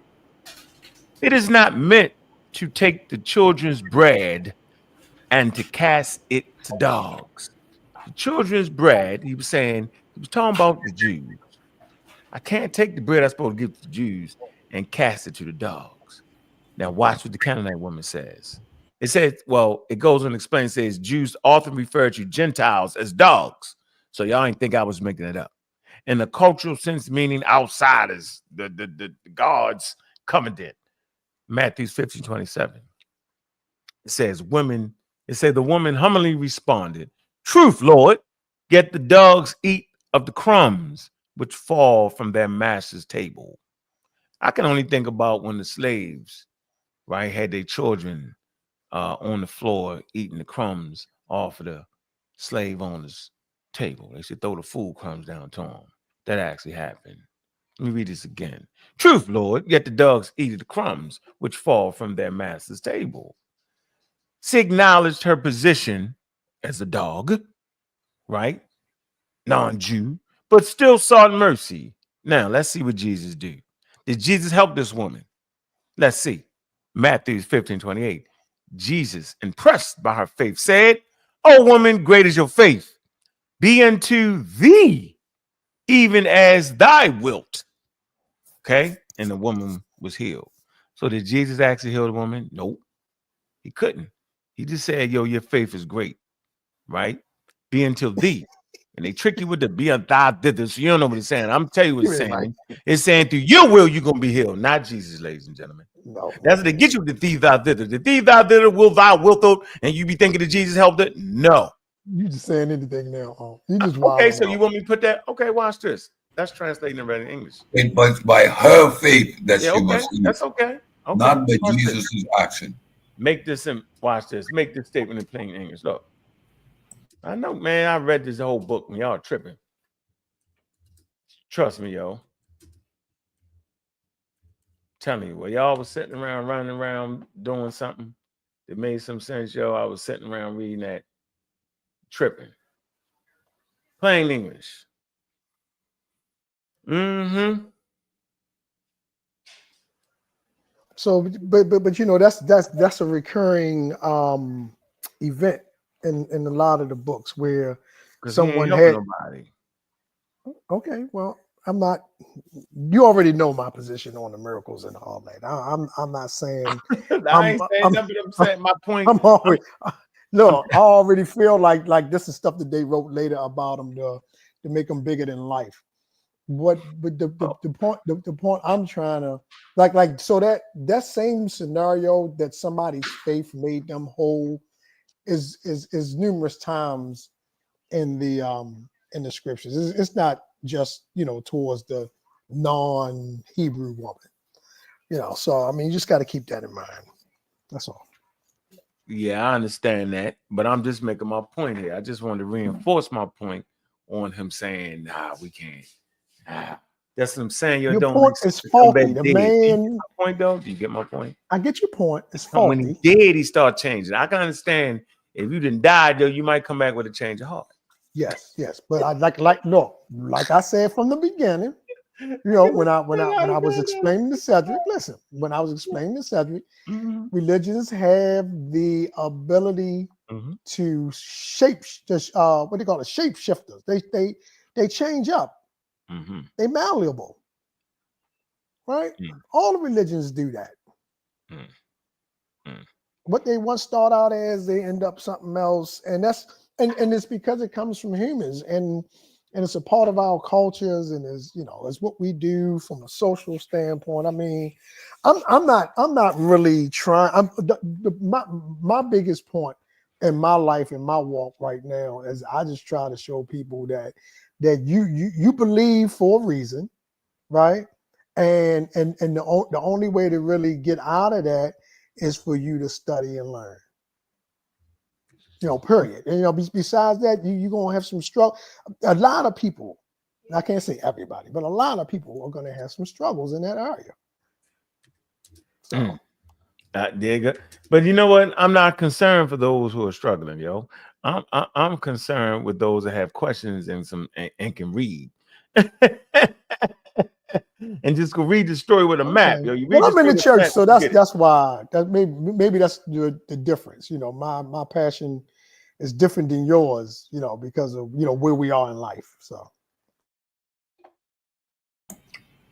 woman, your faith truly. My job. Woman, your faith truly great because your belief, what you desired, has happened.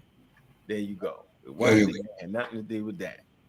Yep. Keep the faith on. Keep the focus on her faith, yo. It says this keeps the focus on her faith as a key factor in her daughter's healing, rather than implying that Jesus actively granted her request.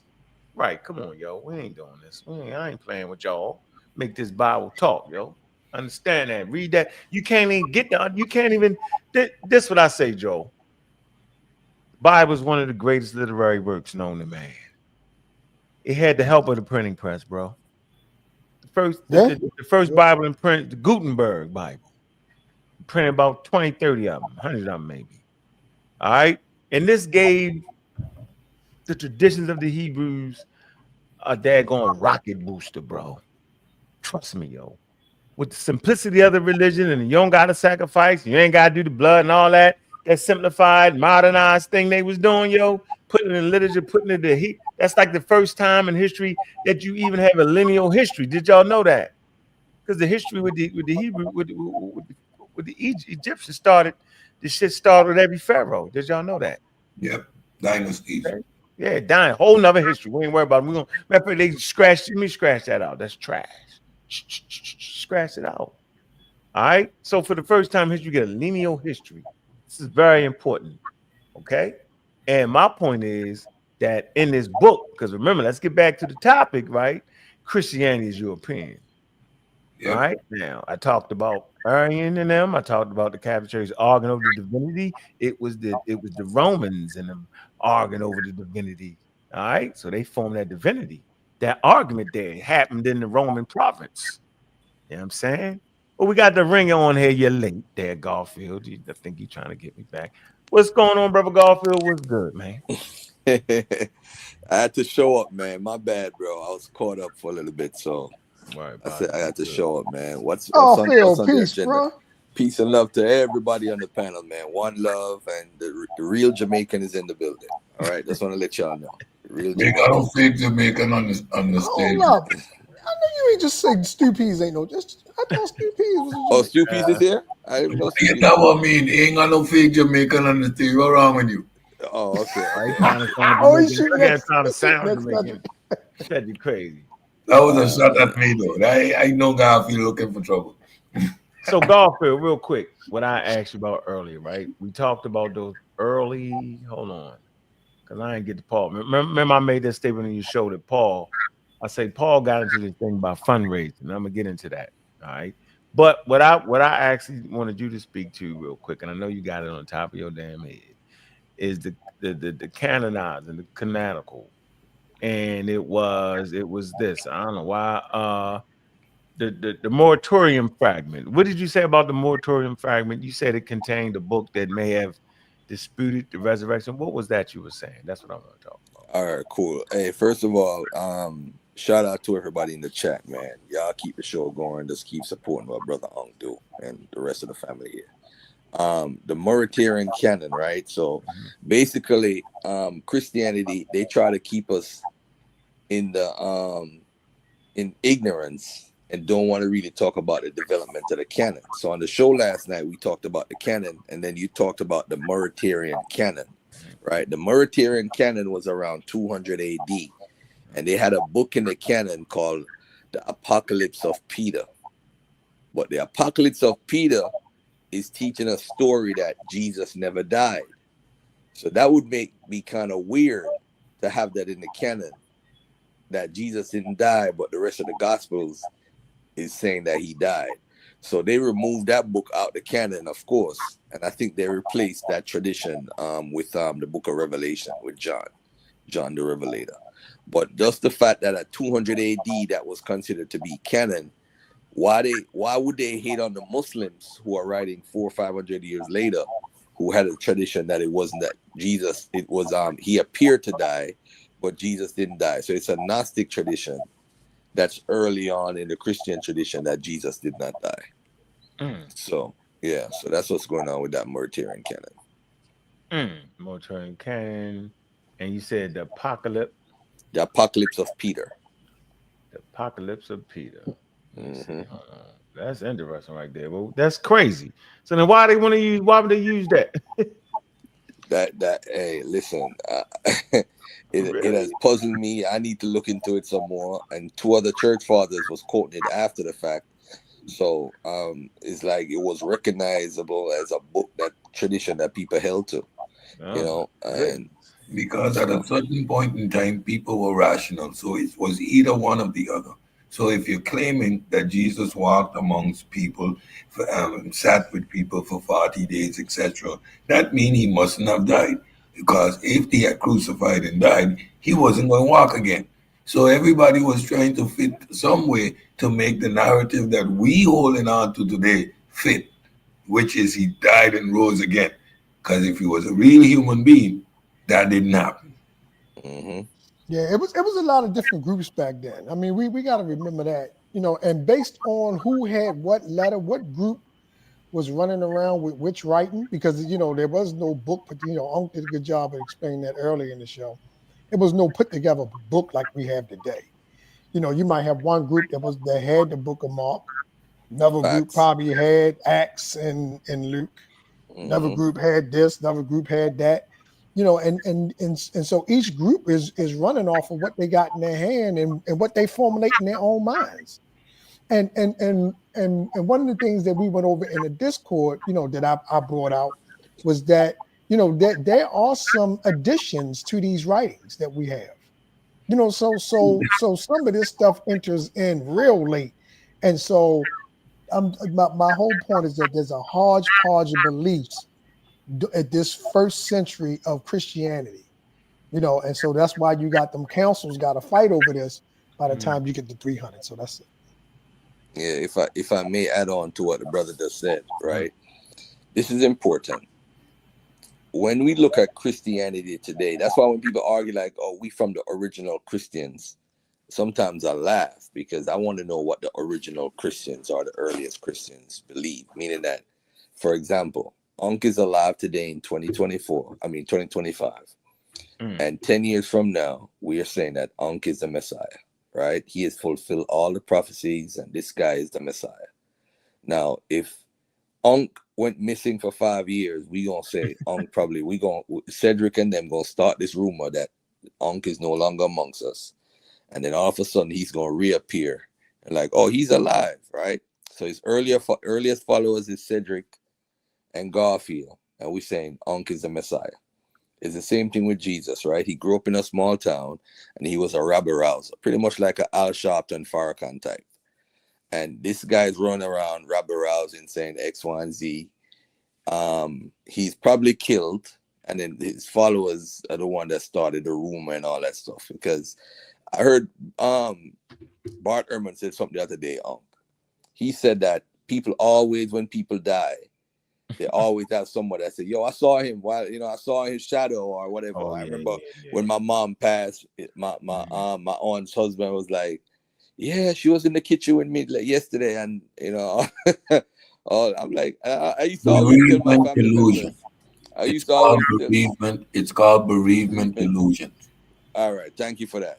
And it always, and I thought about it from a perspective of ignorance back in the first century, because remember, we got Google, we got all these so-called messianic types, and we spookified right now.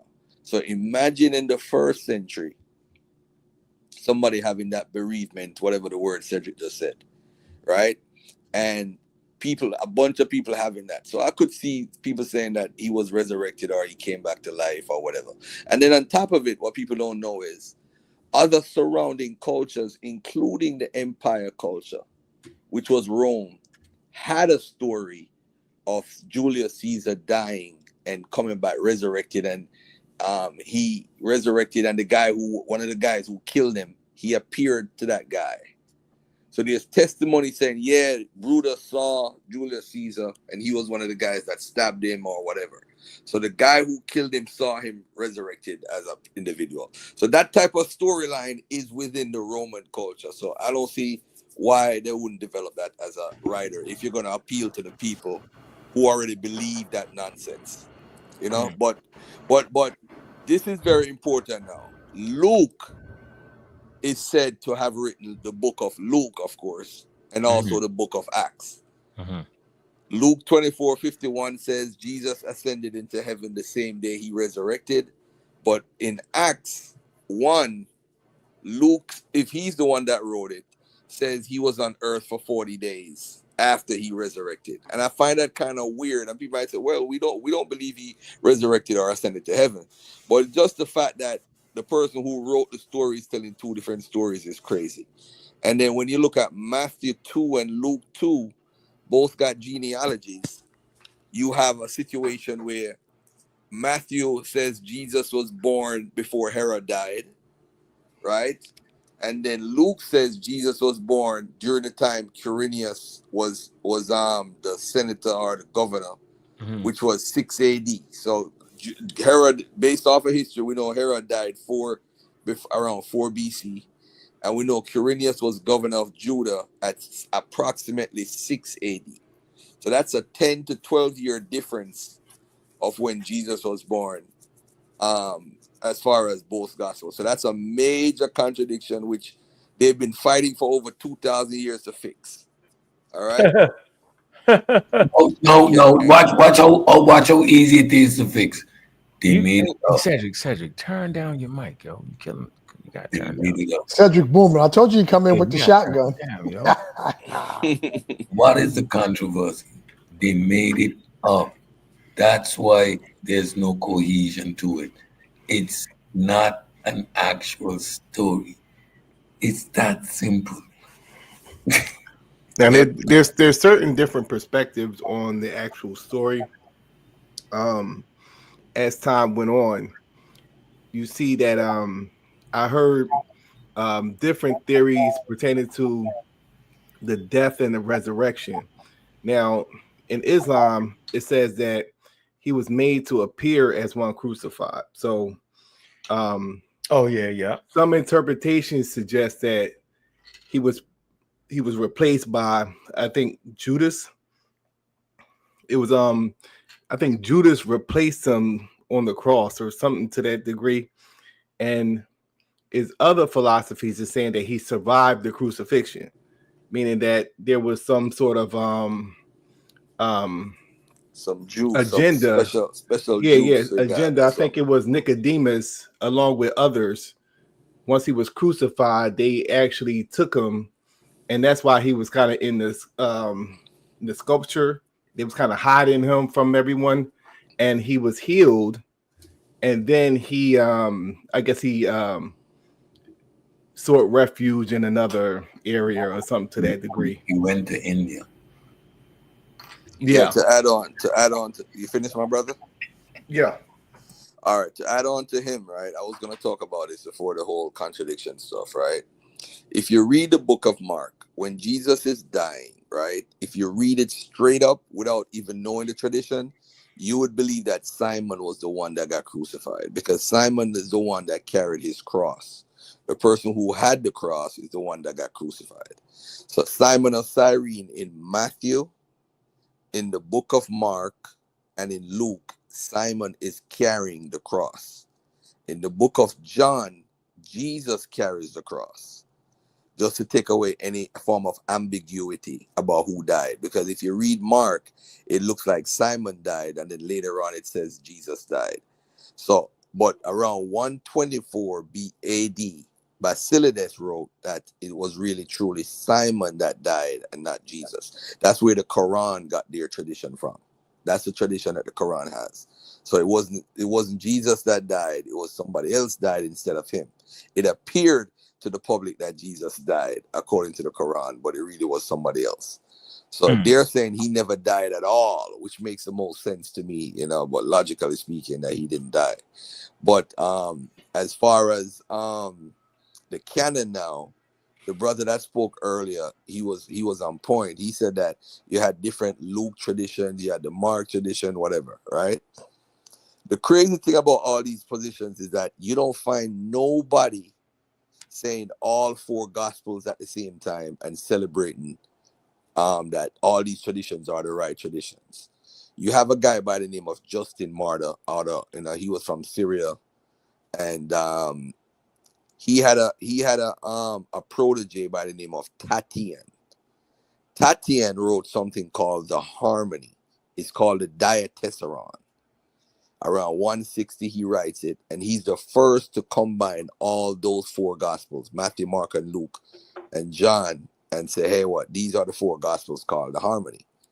Now, later on, around 182, you have a guy by the name of Arianism, who documents all these so-called heresies, all these different groups. We're going to destroy all their books, because they all garbage. The only books that y'all going to follow is the ones that we put together. So now he puts together the four gospels, Matthew, Mark, Luke, and John. And he said it's because four gospels, because there's four winds. I don't know how he came up with that part. But he had a canon with 22 books, right? They had a guy before him by the name of Marcion who had 11 books. He had the 10 books from Paul, and one book that was similar to Luke, so his gospel. So he had the gospel of the Lord, and it was similar to the Luke that we have in the New Testament, but it's missing the genealogy and all that stuff, the first two chapters. So now, when we reach 182 now with Irenaeus, that is the start of the orthodoxy as far as a canon is concerned. And from that, you have different canons that's built up and whatever. But yeah, different people from Alexandria, Egypt, like Origen and them, with their Platonist talk, and they put the Bible together and say, hey, well, these are the books we should follow and all that stuff. So that's pretty much how the canon was formed before we got to the 4th century. All right, I put a source in for you, Garfield. It's the Apocrypha of Peter, the Apocalypse of Peter. I don't know if you got that. The Apocalypse of Peter. Yeah, go ahead. Yeah, I put it in there for you already, and that's the thing. So y'all can read and see when they talking about how much of the resurrection they talking about and how much they actually not. So I don't think they even talking about the resurrection as far as saying he died or something like that. So you might be correct with that, Garfield, but it's in there for y'all to read it. Yeah, sorry. Right. Garfield is right sometimes, y'all. He's not always wrong. He's not always wrong. To all the religious people, you're definitely wrong there, bro. They're definitely gonna keep you wrong there, bro. They're gonna keep you there. They're definitely gonna keep you there. It's weird. All these doctrines, Trinity, and people arguing about if this one had the spirit and this one that. I don't think nobody in the 1st century arguing that, bro. Ain't nobody arguing that stuff, man. That's just people injecting into the book after the fact. The people who follow Jesus originally, man, as somebody who they want to worship or say, hey, he's the Messiah. It's purely based off of Judaism, the expectation of a Messiah. It's not based off of Egypt. It's not based off of Greece. It's not based off of Rome. It's just that's something within Jewish traditions, the expectation of a Messiah. And his early followers wasn't arguing about this or that or all that foolishness. All they're doing is trying to say, yo, this dude right here, he the man. And he not the only one that was around. You had the guy that's called the Egyptian.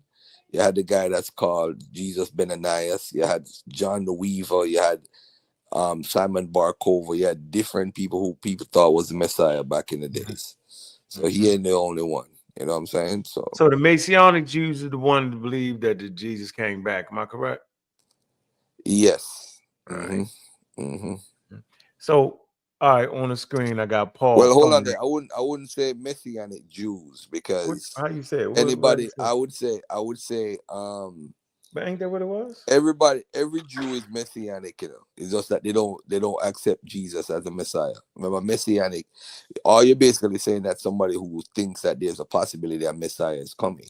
So every Jew is Messianic. It's just that those they felt the ones who follow Jesus felt he was the Messiah. His small amount of followers. That's all it is. Yeah, see, that's even interesting because now you just get a group of people saying he tricked. Let me stop, man. He tricked him. Hey, let me tell you something, man. They had a dude after the 70 AD war. They had Jesus Ben-Ananias and all that stuff. Then you had a dude named Lucas Andreas. They thought he was the Messiah. 115 AD with the Kittus War and all that stuff. Then they had Simon Bar Kokhba, 135. And they're like, yo, he's the Messiah. He's beating the Romans up. He's a war guy. So there's controversy with all these different people who think Jesus is the Christ. You know what I'm saying? These Jesuses, So now, if Jesus had a remotely resurrected, would these other messiahs stood a chance to become and called messiahs? So now I see the circumstantial evidence of yet more evidence of Jesus, man, after he died. Even the tomb story. The Romans had you. They put you up on a cross. Your body wasn't going to be given to nobody. So all of that empty tomb story is far-fetched. There's a Greek novel that's out around 50 AD that talks about the empty tomb. And there's traditions from the Greeks earlier, from like 4 BC and all that stuff, 400 BC, where they're talking about different traditions of empty tombs. So empty tomb is not a rare thing or whatever. All these traditions that we have in the New Testament have been around for a while. Because remember, Cedric, we live in America right now, and if me and you go invent a religion, so we like Elijah Muhammad, put us put yourself in Elijah Muhammad's footsteps right now, and you go and develop something to battle the norm or what's customary in a culture. You're going to have to invent a religion that, one, has a Messiah, two, that's connected to the Bible, because the Messiah couldn't be the Messiah based off of what happened. So you're going to have to develop something at miracles. The miracle part, you have to have the same type of miracles that's within the culture, or even better. So if there's a miracle of walking in a puddle, you got to say he walked in the sea. You know what I'm saying? So you say you walked in the pond, man. That's kind of small. I got to be better than this guy that walked in the pond. I got to be a guy that walked across the sea from one side to the next. You know what I'm saying? If you fed 100 people, man, like Elijah did, you got to feed 5,000 people with 2 pieces of bread and 3 pieces of fish. You got to show. You know what I'm saying? So that's how the writer's gonna do it. Mm-hmm. Mommy was hold on, Cedric. Let me get here. We ain't gonna never get here. Let me get here.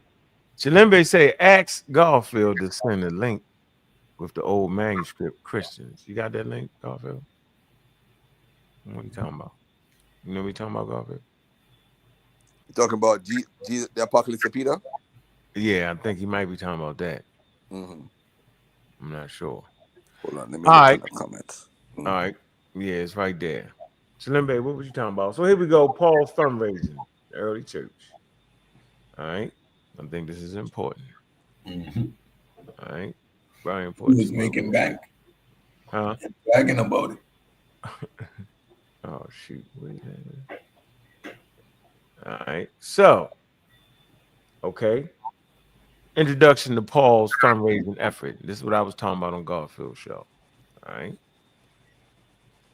Paul was a key figure in raising financial support for the early Christian church. Okay. His primary goal was to support the struggling Christian community in Jerusalem. His fundraising effort was unique in scale, strategy, and impact. Mm-hmm. Exactly what I said. All right. Let's keep going.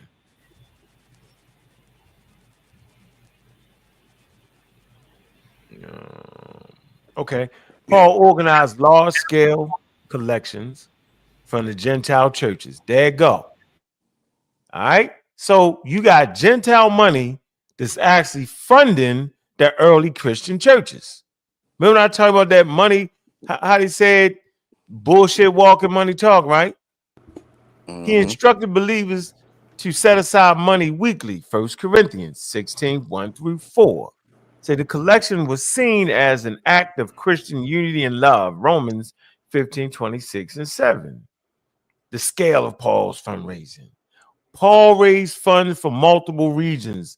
Macedonia. What's this? Achaia. Galatia. Asia Minor. That's all places where Jesus said don't go. Remember that? It said his campaign was international and involved many churches. Man, is y'all paying attention, yo? Yeah, it seemed like he was a businessman. Like it makes sense now that he would have to adjust certain doctrines if he's looking for funding. You know, so that is man. Let me finish. Hold on, we can get. I'm almost finished. You know, I don't do nothing but I got a limit. I don't do no more than 7 slides with as little word as possible. Unlike local charity efforts, Paul initiative was widespread and coordinated. Paul motivating large contributions. Paul encouraged generosity. Yeah, he had that gift of gab, had that Brooklyn magic there, man. And sacrificial giving. It says 2 Corinthians 8-1-5. It say whether churches were urged to support poor believers. I'm gonna say it again. These churches was urged to support poor believers. He linked giving to the faith, unity, and responsibility. Y'all can find it in Acts 21:17. Paul versus other ancient fundraisers. Important. Compared to Jewish temple tax and Roman patronage, I'm gonna say patronage, Paul's fundraising was voluntary. Other Christian leaders did not organize financial efforts on Paul's scale. He the top-notch money earner.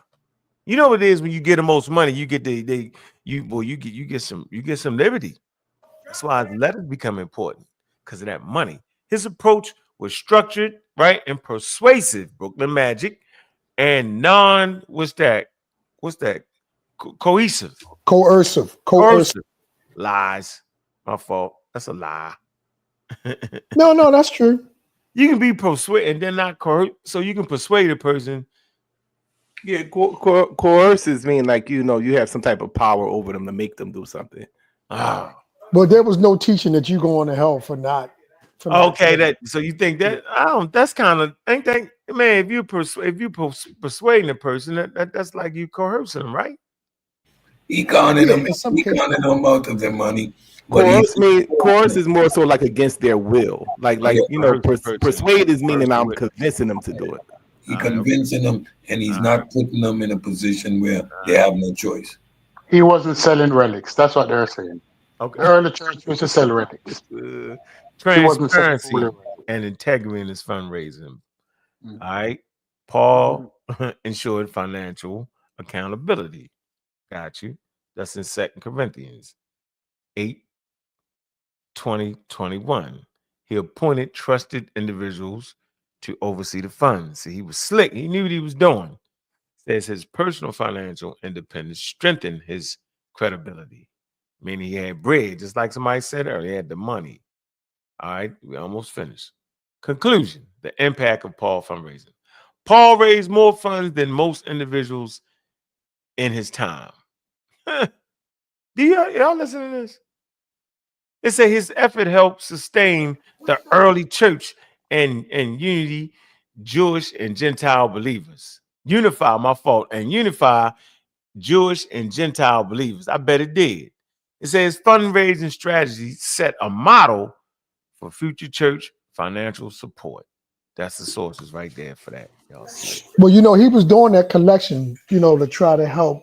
So the Bible narrative is that there was a famine in Judea.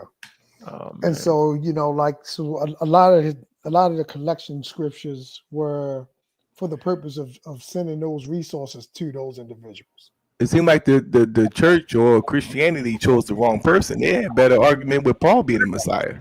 Yeah, it should have kind of chose him. And if I was writing the books, I would have said it was for a famine in Judea too. I would like to tie this together now. This ends my conversation about how Christianity was European or Europeanized. There you go, right there. That's the key. That's the key moment in history, right there, ladies and gentlemen. That Jesus Christ, who y'all say is y'all savior, say, don't mess with the Gentiles. It's not until he was dead and came back and changed his message.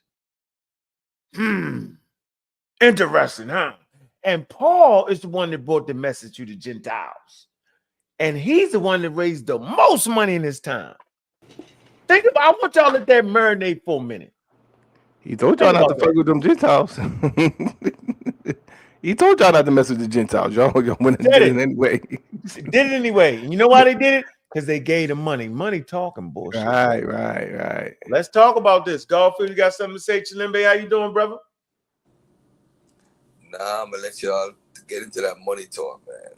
Money, you know what the money does, man. Al Sharpton has been through the most in this country since I've been here. He's been the worst with Tawana Brawley with that lie. And he resurrected. Remember that all them dudes paid that $300,000 that he owed or whatever. That guy sued him in the lawsuit for slander, and he became this top guy in the Democratic Party, and because the money talk. And now he got a National Action Network, which is having big conferences every year, funded by Ford and all these companies. The money talk, man. Money talk. So, hey.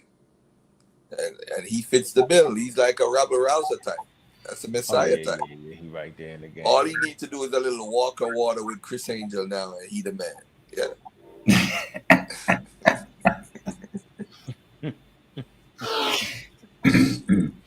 Man, listen. Follow the money. Paul went where the money was. Facts. He didn't go into the conquered areas. He didn't go into the downtrodden places. He went to the big city where the money was. Big time. And what's crazy, they got a dude named Clement of Rome who wrote in his writing that he saw Paul and Peter in Rome, like in the 60s. And people was writing letters back to Paul, asking questions about the church and stuff that he's building, the flock that he's building, because the early churches were in like houses. So they didn't have like a big temple, a synagogue and all that stuff. They would meet at these little houses and write letters back and say, we got a question about this. Did Jesus walk on water on the 5th day or the 4th day? So they used to write and ask these questions about Jesus and all that stuff. So that and of course, since Paul had that miraculous encounter when he switched up, he even got made it up. He made it up. He even get a name changed from Jesus. He even get a name changed from Jesus. He went from Saul to Paul. And this claim of being a persecutor of road to Damascus. You talking about on the road to Damascus? He said he was blind for 3 days after that. 3 days. His servants were blinded too, but they were also deafened, so they didn't hear when Jesus spoke to them. So I got the fixing like that, yo. Man, read the story, yo. You read it, yo. The man flim-flamming the whole way through. The man reaches to a point when he tells you, actually believe me, I'm telling you the truth. I'm not lying. Oh man. I was walking down the block and a light came to me down the block, and you said to me, Garfield, you gotta come on my show tonight, man. And that's why I clicked the link, because that's when I realized that you had the show going on. Right. Because you came to me while I was walking down the block, but not on White Plains Road, not Damascus though, but it was White Plains Road in the Bronx. Yeah, it happens. So I believe Paul 100%. I believe him. I know you. I believe. This is what I believe. I believe that when the legend becomes bigger than the truth, print the legend. Jesus became bigger than the truth. Facts. So you print Jesus. Right? So but they want to believe it or not. In our community, we have people who flow. In Jamaica, what was his name? He died in Bedward flu. Yeah, the legend. I believe that story. I believe that. I believe that. That's not my quote. It came from a cowboy show. When the legend becomes bigger than the truth, print the legend. Billy the Kid wasn't as bad as he was, but he became a legend. Joseph Williams wasn't bad as he was, but he became a legend. Right? Man. There's a trick right there. None of them rode a unicorn named Pegasus though.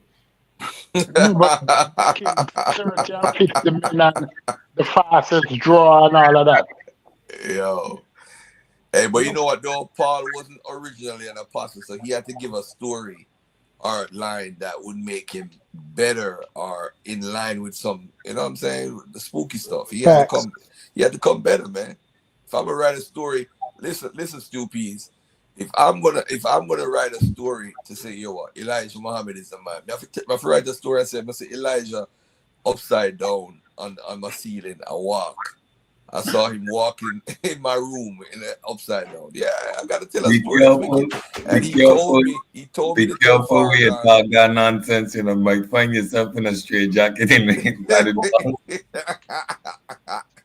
So I have to be like, he gave me a vision. It's just like Dr. York said that Elijah Muhammad came to him in a vision. It's crazy. I'm like, Elijah Muhammad came to me in a vision. I'm like, listen. We have mummies speaking to people in museums in the late 2020s. So don't argue. Man, you had Jabari had a vision in his dad going. Cedric always shooting, man. Always, man. God. Who had the better vision? Hold on a second. Who had a better vision? Paul or Jabari? Or Jabari. I think Jabari was able to pinpoint the actual goddess, the actual queen that was speaking to him, and she had the ability to communicate in English. That With the video. Got him. Garfield, you got the video with the video. Did you send it to me? I'm not partaking in this, right? I'm not partaking. I don't know what you're talking about. No, ain't right. Yeah. Don't help him, God. You sent it to me. I don't know. I can't hear you right now. My connection is bad. I can't hear you. Would Jabari John the Baptist or Jesus? I know you sent it to me, Garfield. I know you did. I don't know what you're talking about. These people that have vision, show. This is the same thing. It's the same scam. It's been going on since zero to now.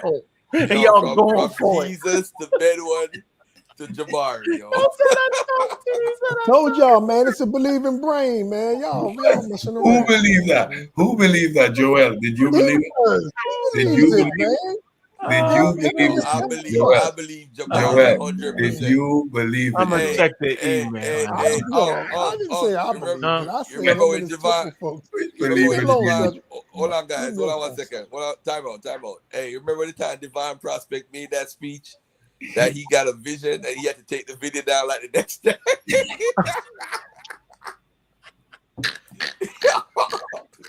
Yo, if you want followers, man, I got a vision, Cedric. You see, that's why you want to triple your numbers, man. You got a vision, bro. I gotta get a vision, yo. I'm gonna get a vision. I don't care what y'all say, yo. I'm gonna get a vision. I'm gonna get a vision, yo. I need a vision to get more followers, dog. That's the problem. We ain't got a vision. We gotta have a vision from Charles Darwin came to me in the vision. He said, "Carry me." Oh man, carry the torch. He said, "Carry the torch." All right, man. I gotta exit the stage, man. Good seeing everybody, man. Y'all keep y'all hands up. Yo, hey Joe, you don't remember the vision from West McCollum, yo, Jabari? You remember that? No, I'm not.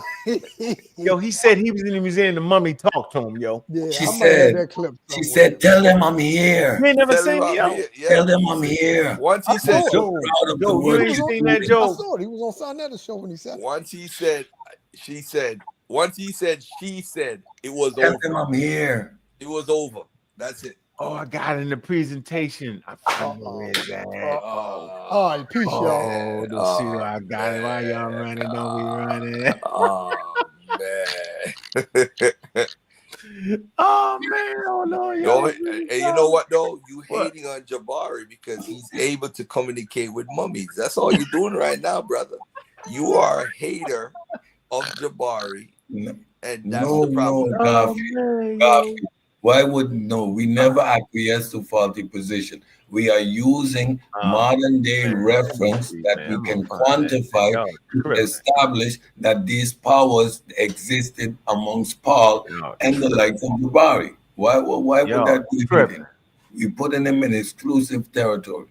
The next 50 years, Jabari might be the father of the new Kemetic rise of religion. Got to find the evidence. We have the evidence. Yeah, we have the primary. We got the primary. We can't get around the primary right now. We can't get around the primary. We put them up for the pseudo of the year awards. I got to show my pictures of Elijah Muhammad upside down in my room. I gotta get those pictures together so y'all can see that. Oh man. I'm gonna send it to Wesley. He's gonna tell Wesley stop talking about hearing the top. What he said? They tapping the moon. When they're on the moon, they had a microphone, and he heard the sound of Allah, the call to Allah. Call to Allah. Oh man, yo, let me tell you something, man. Yo, we are the craziest set of people in the history of mankind. We are at this point, the last 30 years is the craziest. I'm telling you. I've never seen. Yeah, I heard Elijah Muhammad. I got a vision. You have this one. Farrakhan said he's on the mothership with Elijah Master Farad Muhammad, 1986, and Allah told him he heard his, like how you're talking to me now. That's how I heard his voice, and he told me that they're gonna attack Libya. Yeah, Dr. York said I heard. Yeah, he did a press conference, 1986 or something like that. I have a warning for you, North America. I got a vision from Master Farad Muhammad, and he told me. And You ever see the pastor? What his name? Higgs, that was preaching the blood moon and what would happen when the blood moon comes. Yep. But you're talking about Hagen, right? What's his name? Hagen. Hagen. Yeah. When the I like him though. I like the crazies.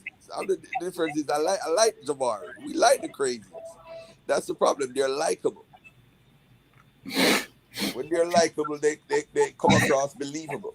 Yeah, people believe, and people will argue now that Jabari did talk to the mummy. They'll argue about it. It's not Jabari is the crazy one. It's the people that believe him is crazy. It's not Jabari. Jabari just said that because he know there's be some Looney Tune that's gonna believe the shit. Yeah, Jabari is not the bad person here. Let's not put off Jabari like he's the bad guy. It's the ones that suckered in to believe and argue with you, Unc, and say, yo, Unc, you a hater. You a hater, Unc. You a hater.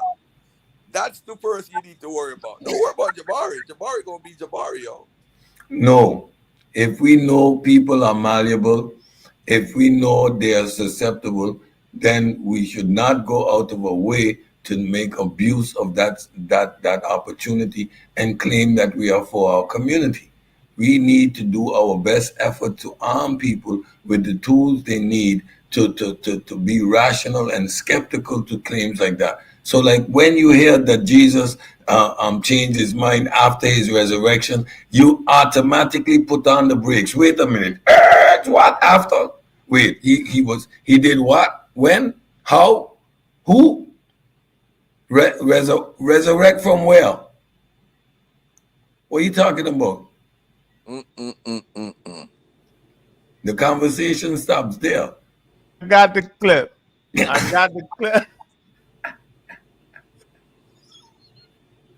Oh man, I don't believe the clip. I think it's doctored. I think it's original. You just said primary evidence. When you thought the clip was you said this is how we're going to do this, ladies and gentlemen. Is that the walk on the moon, man? It's doctored. It's doctored. It's not real. I never went on the moon. It wasn't a movie thing. Was it a movie? Hold on. Can y'all see the screen?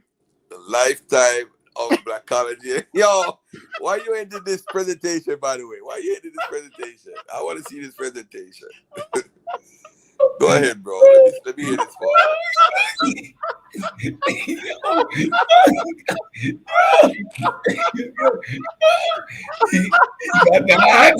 He got that. You gotta be quiet. We have to get this. This is what we're going through here. This is Lifetime Black Algae Achievement Award. Okay, seven Little White Lies. That's his book. Author, historian, Kemetic priest, Ghanaian chief. He's a chief. Kemetic fashion icon. Y'all see it. Congratulations. Let's see. Here we go, ladies and gentlemen. Oh man.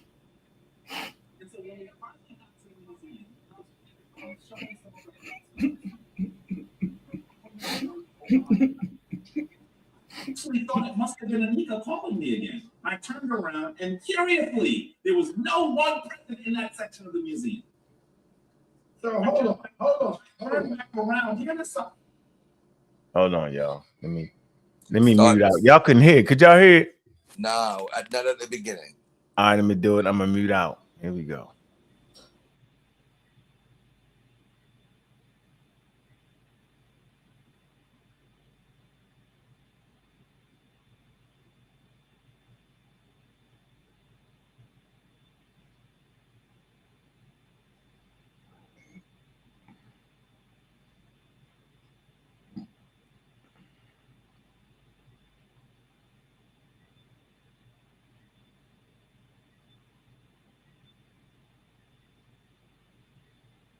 We ain't hear nothing now. Can't hear nothing. All right. Curiously, there was no one present in that section of the museum. Hold on, let me get it straight. Hold on, I got it. Let me do it again. This is crazy. This is funny. This is worth it. Let me get half this stuff off here. You gotta share your screen. I got you. I saw this. He lost his mind. All right, let me reset. Hold on. All right, let me share the screen. And I got immediately whatchamacallit. Y'all should be able to hear. All right, let me share the screen. Share the screen here. Share. Let's see. Share the audio. Yeah, there you go. I hope they can hear it. All right. All right. Here I go. I'm going to mute out. Y'all should be able to hear.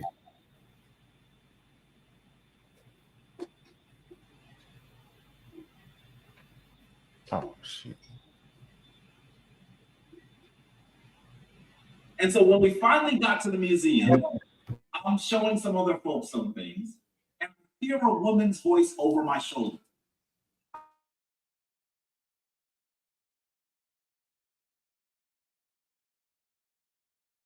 And now it's out again. So You hold were here? on. Oh, man. Okay, explain now. Explain. Wait, there's Anika. She's talking to some students. I turned back in the area of where I hear a woman's voice, and guess who I saw? Who? I saw this coffin case for Ahotep. Oh man. I believe the spirit of this great African queen was saying to me, "You have spoken about me and my family. Tell them I'm here."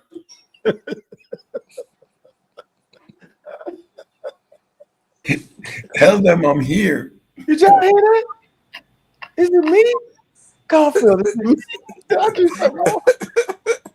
I didn't hear that. I didn't hear it. It tripped out. I didn't hear that. What do you mean you didn't hear it? I mean Play you didn't hear it one more time. We just got to play it one more time. Play it again, because I got to see it in here. We need to understand what's actually going on in this world we're living in here. It gets very, very interesting, ladies and gentlemen. I just hate to have to do it. Okay. All right, let me get it back up. There you go. All right. It wasn't echoing, was it? No. No, it was good. All right, here we go. All righty. Tell them I'm here. And so when we finally got to the museum, I'm showing some other folks some things, and I hear a woman's voice over my shoulder.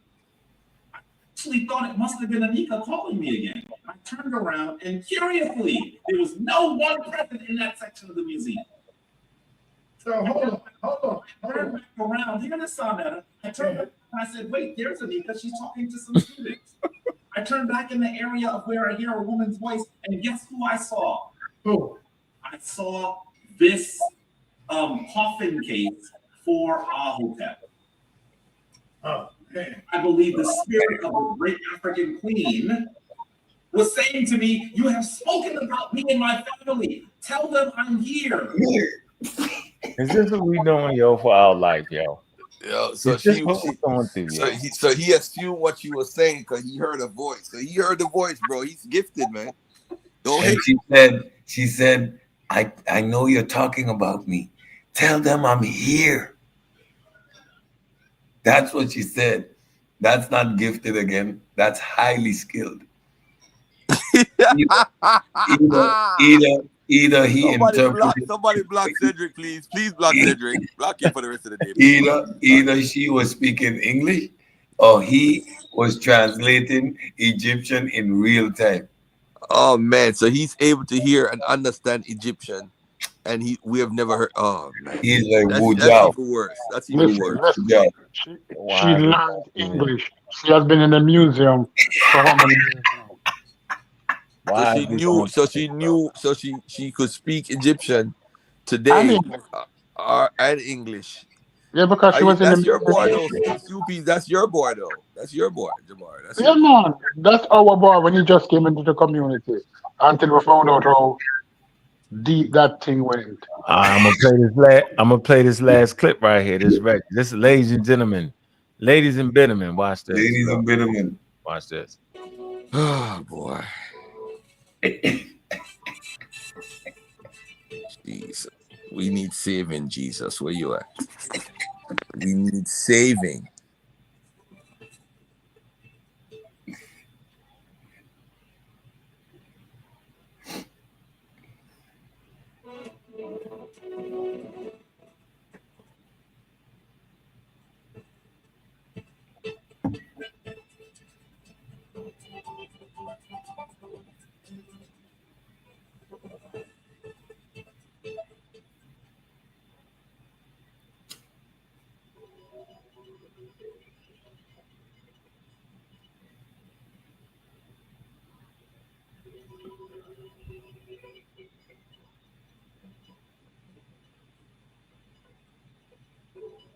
The people did not call themselves black, but by American standards, we can call them black.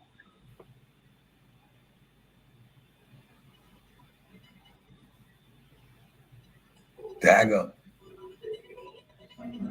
The people did not call themselves black, but by American standards, we can call them black. What?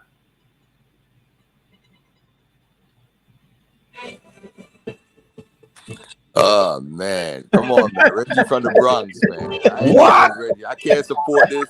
What? This is an anti-Reggie video. I can't What? support this. This is the Bronx, man. Hip hop got a hit. Now Reggie got a hit. He said what? Hey man, we had some fun, man. It's Friday, man. Y'all do the Bronx dirty, yo. Why y'all do the Bronx dirty, man? Come on, man. Oh man. Yo, said the people didn't call themselves black, man. Yo, we argued for 2 years over that. Oh man.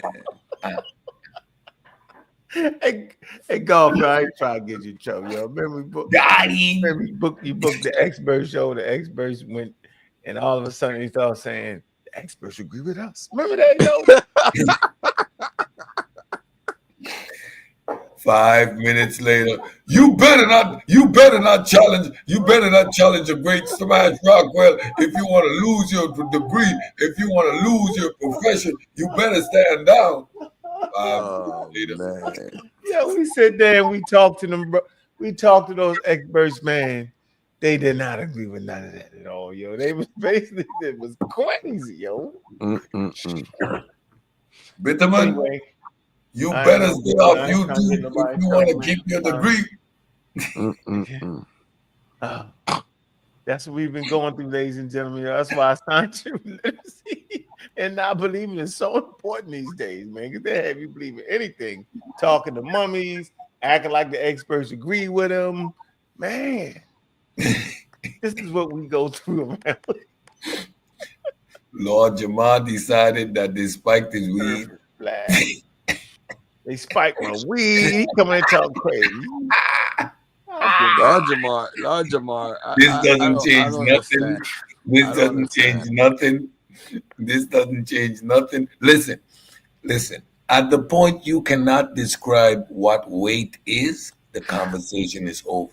If you don't know that your weight is relative to the gravity because it is mass times gravity, is that downward force that you express, for example, on a scale, which gives that measurement which we call weight. If you are not able to articulate that in real time off the top of your head, then you have no place having this conversation. None.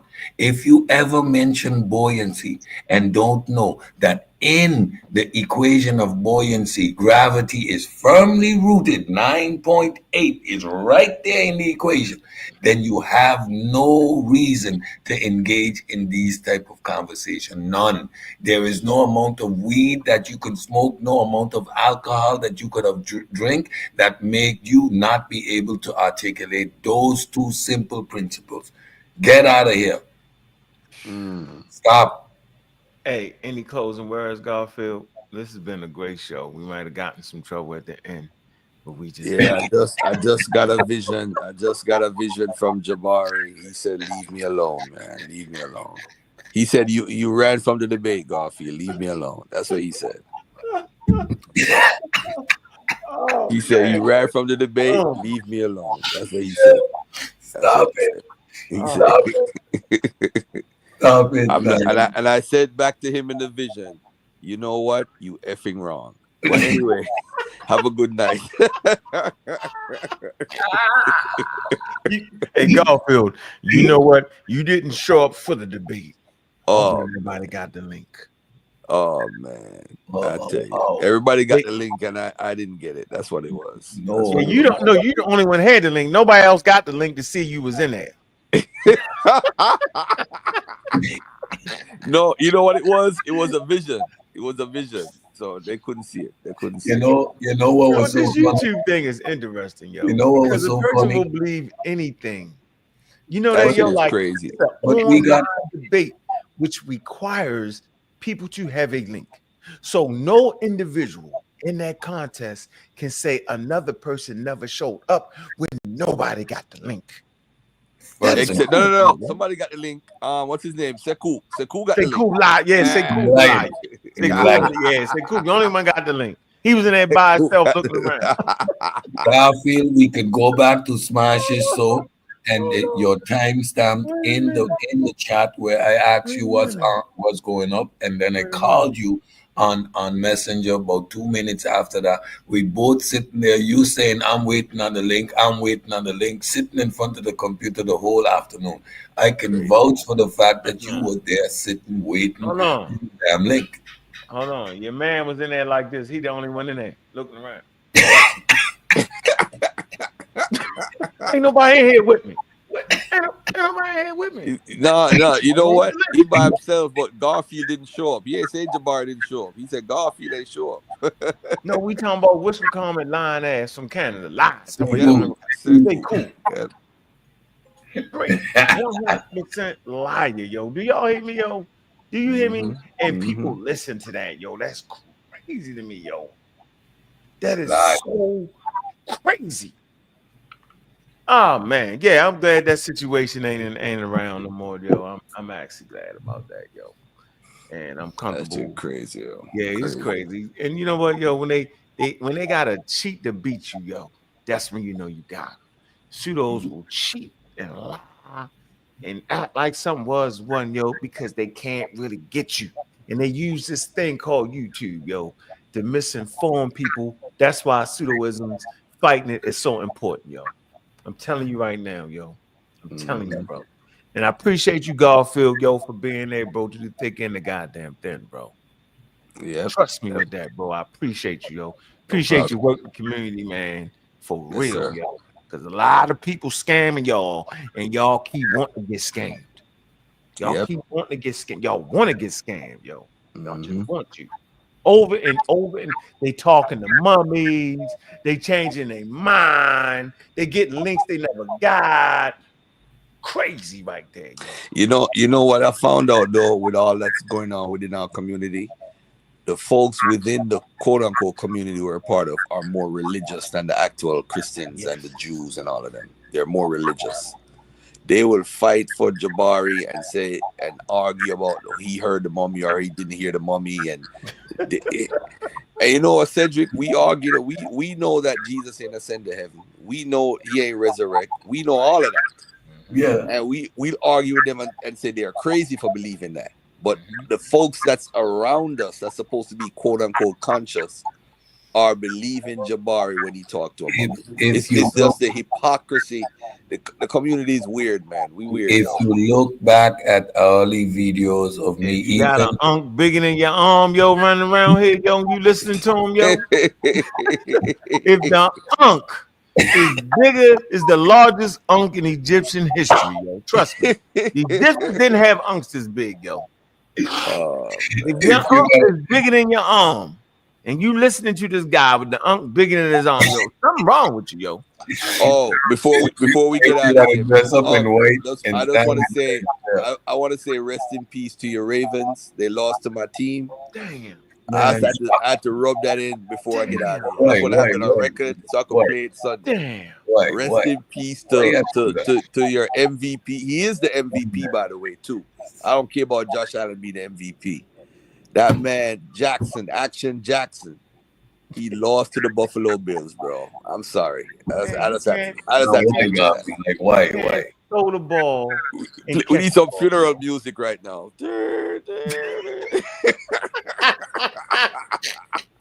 Out of here. And they 10 times better than the Bills. 10 times better. Man, I couldn't cheer for the whole, because Buffalo is my team. I couldn't even cheer for them because I wanted Baltimore to win. I was Ravens all the way, but that was a painful game. But sorry to end the show on this sad note. Talking about Jabari. Hell no, I ain't leaving it there. I gonna say my piece. I ain't leaving you end on the Ravens like that. Hell no. Right. That's just not right. That's just not right. You evil, man.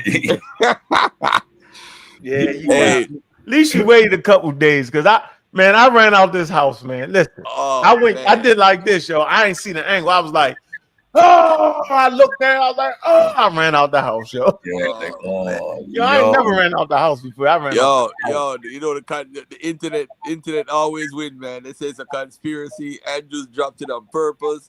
This white Sims on NBC said that the ball should have been thrown better. I'm like, what are you talking about?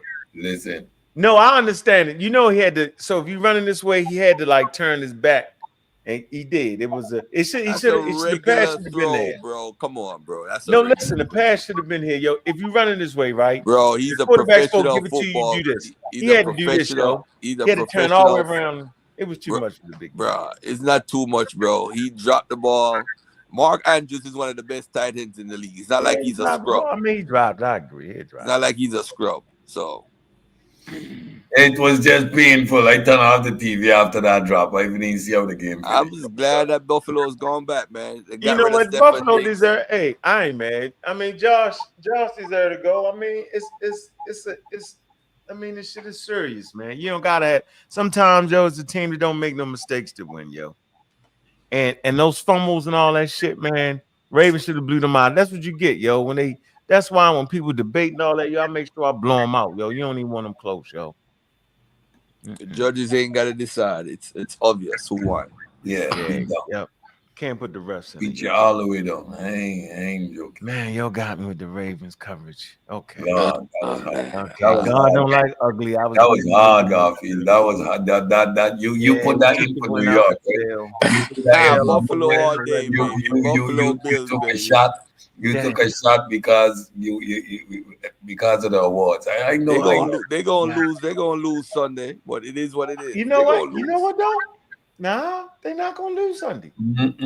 No, they're not. I don't expect. You see, if they lose, I'm not gonna be mad though. And by the way, too, if Jackson had beaten Buffalo, it would have been the first time ever 4 black quarterbacks in the AFC and NFC championship. That would have been more historic. It would have been 3.5. Get it right.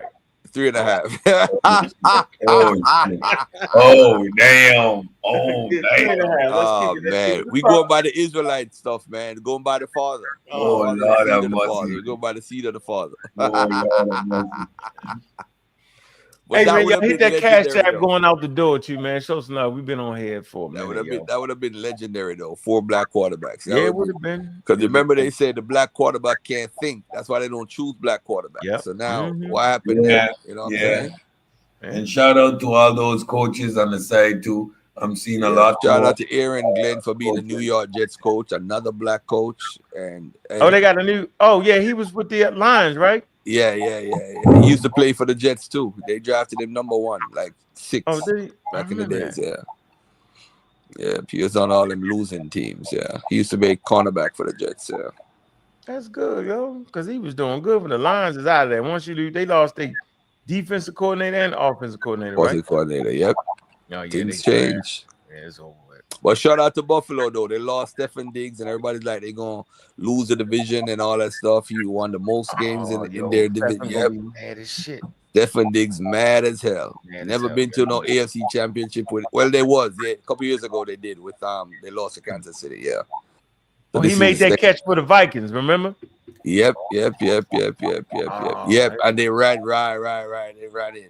But Stephen Diggs went to the AFC championship with Buffalo though, like 3 years ago. Yep. They lost to Kansas City. Yeah. They're gonna win, yo. If you beat the Ravens, whoever beat the Ravens, yo, I just felt like, Ravens got the best team, bro. They said, what's his name trying to go there? The dude that's plays for Miami, the Cheetah. Oh, you heard him say that when you hear him say that? Yeah, I heard they said that he might try to go to Baltimore. Need to? Shit, we need one more receiver, yo. If he go to, they don't need nobody. The team is nobody, bro. Nobody, yo. They got the hell of a running game. Mark Andrews no more. They got Derrick Henry, 2 more years of Derrick Henry, man. They're good. Hey, you know the funniest thing? The Buffalo Bills fans donated to Mark Andrews, diabetic, non-for-profit. They gave him over 30,000. They donated mad money. Thanks for the job, buddy. 130. You're right, 130. Yeah. Thanks for the drop, buddy. Let me send you some money. Y'all just evil. I'm sorry, I didn't mean to do it. Now I'm past it now, yo. I was hurt the first day. They're going. Wish McCollum was talking crazy. Where she at? She ain't in the channel. Ooh, Juju. Look at somebody wouldn't told. It's look. Somebody wouldn't told Reggie. Reggie up here, damn Garfield. I never bang on you. We Bronx. Reggie, ain't nobody banging you. I didn't bang on Reggie. I told him to leave Reggie alone. He Bronx. Wow. Wow. Look at that. Wow. Defending him. Wow. Garfield Easy Award. Oh my God. Wow. Garfield, good for you.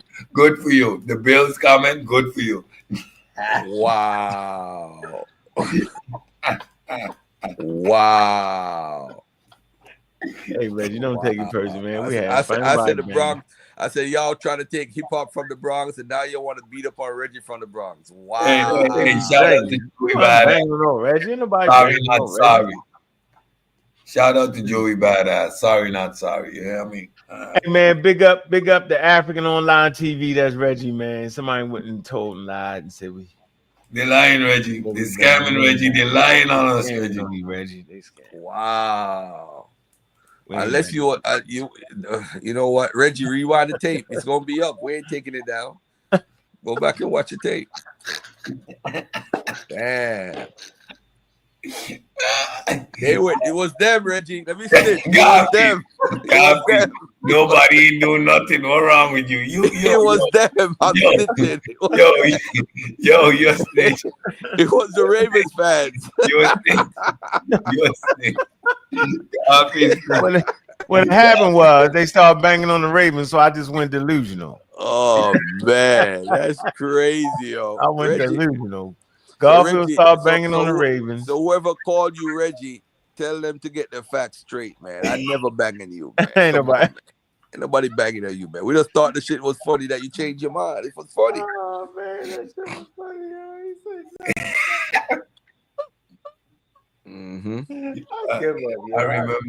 I remember when I got that clip live. I couldn't believe it. I had to clip that up, boy. I was like, nah, y'all not gonna believe what I just heard. Yo, that shit is You got some phone calls, man. We were just having fun, Reggie. You know I ain't banging on you, man. So people watching and calling people at 12 o'clock at night, yo, they say they're banging on you, man. Reggie, we ain't banging on you, Reggie. Nobody banging nobody, man, like that, yo. That's crazy. You ain't getting no call, Reggie. You was watching the whole time. Stop it. You was watching the whole time, man. Ain't nobody call. I refuse to believe somebody call you. I refuse. Hey, hit that link, Reggie. Stop playing. Hit that link. I refuse to believe somebody call you. Hit that link. Call you to say what? I'm sure you will double down on every another half an hour for Reggie. Oh man, that is.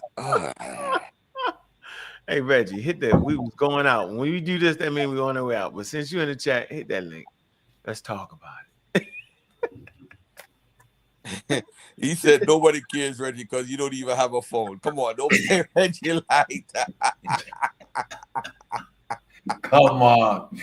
Yo, your chat is ruthless. Ramses, behave yourself, Ramses. Behave. That's not for Reggie. Behave, Ramses. Boy, y'all crazy, man.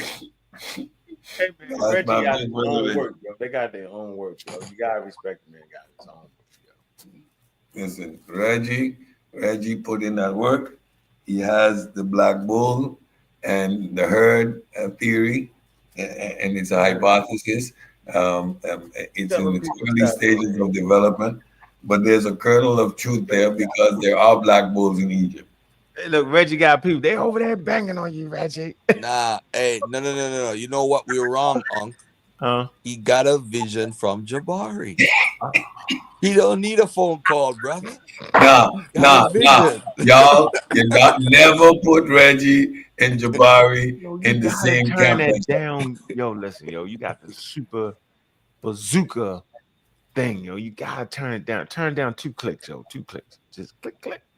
Yeah, you got 2 clicks. So yo, let me jump out of here, man. I don't want you to seem like I'm banging on Reggie with y'all. No, here go Reggie. Here go Reggie. We got the cigar. There go Reggie. Don't go nowhere. There go Reggie. Reggie, tell the truth. You got a Hey, vision. Reg. What's going on, Reg? Don't tell me you got the fake cigar in your hand again. The fake cigar trick? Oh, man. What's going on, Reg? How you doing, Hey, bro? it's good. It's good to see all of y'all. They just called me up and said, Reg, they told me, Reg, turn on the channel. Nobody ain't call you, Reggie. You had a vision. Tell the They truth. said, turn on the channel. They mentioning you, and You want me to play it? Can I play? I'm gonna play the clip I played. Nah, I'm gonna jump off, man. I ain't got time. I want to partake in this. I don't want. Hey, listen, Buffalo Bills, Bronx stand up. Don't go nowhere, Garfield. You can't go I'm nowhere. Bronx all day, man. I'm getting out of here, man. I'm getting out. My battery's dying. My battery's dying. I can't find my charger. I can't find my charger. Hey, Reggie, explain these results. Look, here go. Hold on. Here you go, Reg. Look, this is what we did. I'm not watching this. Nah, I'm out of here, man. Hey, peace and love. I love y'all, man. Hey, Bronx all day, Reggie. You know what we do. Peace and love. If it wasn't for the Bronx, all right. Man. We held Dr. Ben down in the Bronx. Okay? All right. Just remember that. I'm gonna play Jabari's first. All right, peace. I'm out, y'all. Hey, peace, thanks for inviting me, brother Ong. Absolutely, man. I see you Thursday. Sunday. Come through Thursday, man. Let's beat up on some people, man. Let's go. All right, we'll do. All right, peace. All right, Reggie, peace and love. All right, yeah, I got your back on Of course, always, bro, always. All right, peace. Got your back too, Jabari. Here you go. We're gonna play Jabari first, then we're gonna play you. So when we finally got to the museum, I'm showing some other folks something. And I hear a woman's voice over my shoulder. I actually thought it must have been Anika calling me again. I turned around and curiously, there was no one present in that section of the museum. So hold on. I turned back around, hear the sound of it. I turned and I said, wait, there's Anika. She's talking to some students. I turned back in the area of where I hear a woman's voice, and guess who I saw? Who? I saw this coffin case for Ahotep. I believe the spirit of the queen was saying to me, you have spoken about me and my family. Tell them I'm here.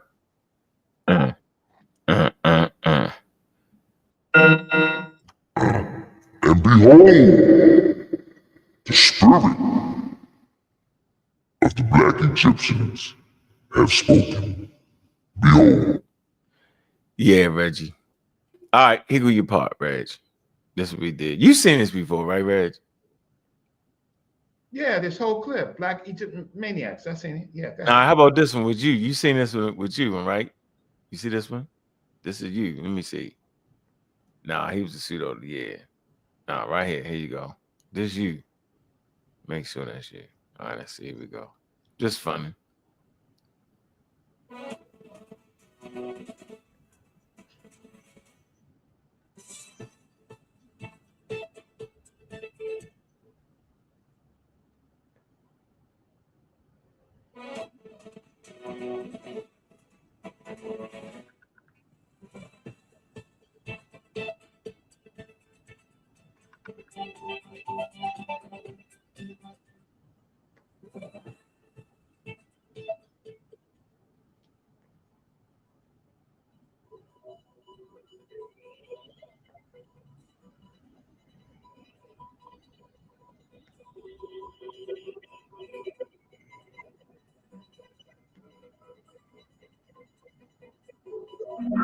The people did not call themselves black, but by American standards, we can call them black.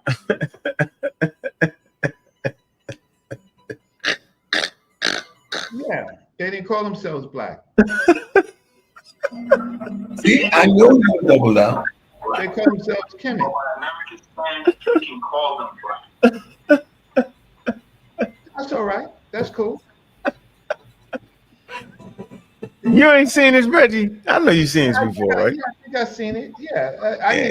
They making a bunch of nothing, yo. We just having fun, yo. It's Friday night. It's cool. They didn't call themselves black. They call themselves Kemet. Hold on. Let me get you in here. I want to hear you say that. Hold on. Let me get you solo loud. Go ahead, Reg. You got the stick out. Go ahead. What? They didn't call themselves black. That's an American word. They call themselves on the basis of their cattle culture, right? They call themselves Kemet, right? In relationship to the cattle culture. So the Apis bull was black, right? Kemet, Happyonk is the lord of Kemet, right? So they use those terms. And so when we use the terms that we use, we tie it into scientific racism. So uh, people can how can I say translate it to that, but it probably means something more than what just a color. It's a cultural aspect. So Thank you, brother. Honesty, man. I appreciate you. You the honest guy, yo. To your own detriment, boy. Appreciate that, yo. well, I mean, if you have a term that's an American English word, it's not going to go one to one. It's not going to go one to one with the ancient word. So, yeah. So, there you go. So if you want to call me, would you say Kemet Egyptomaniac? Fine. Nah. I put myself in there too. I was on the picture too with all the maniacs. I was definitely one of them. No, it's all in fun, but I got people that look out for me, and so I was on Unscrambled Minds trying to. You scrambled up. Your mind got scrambled up over there, boy. They were hard on me, but I survived. What was they talking about over there? Scrambled up, scrambled the mind. I was talking. They gave me a show on reparations, and I told them that the court says that we can't sue in federal court for our ancestors. We don't have rights to their estate, right? The harm to our ancestors, they said, is not a harm to us. That's what they put in this law, and we will have that's an obstacle. And I said, put your feelings aside, deal with how are you going to deal with the obstacle, right? You're too much into your feelings about words. And I don't care what you call your ancestors, but let's just say they're ancestors. The court says a harm to those people you call your ancestors is a harm to them and not to you. And you have a whole group of obstacles, and we're going to list them for you. And that's how they feel.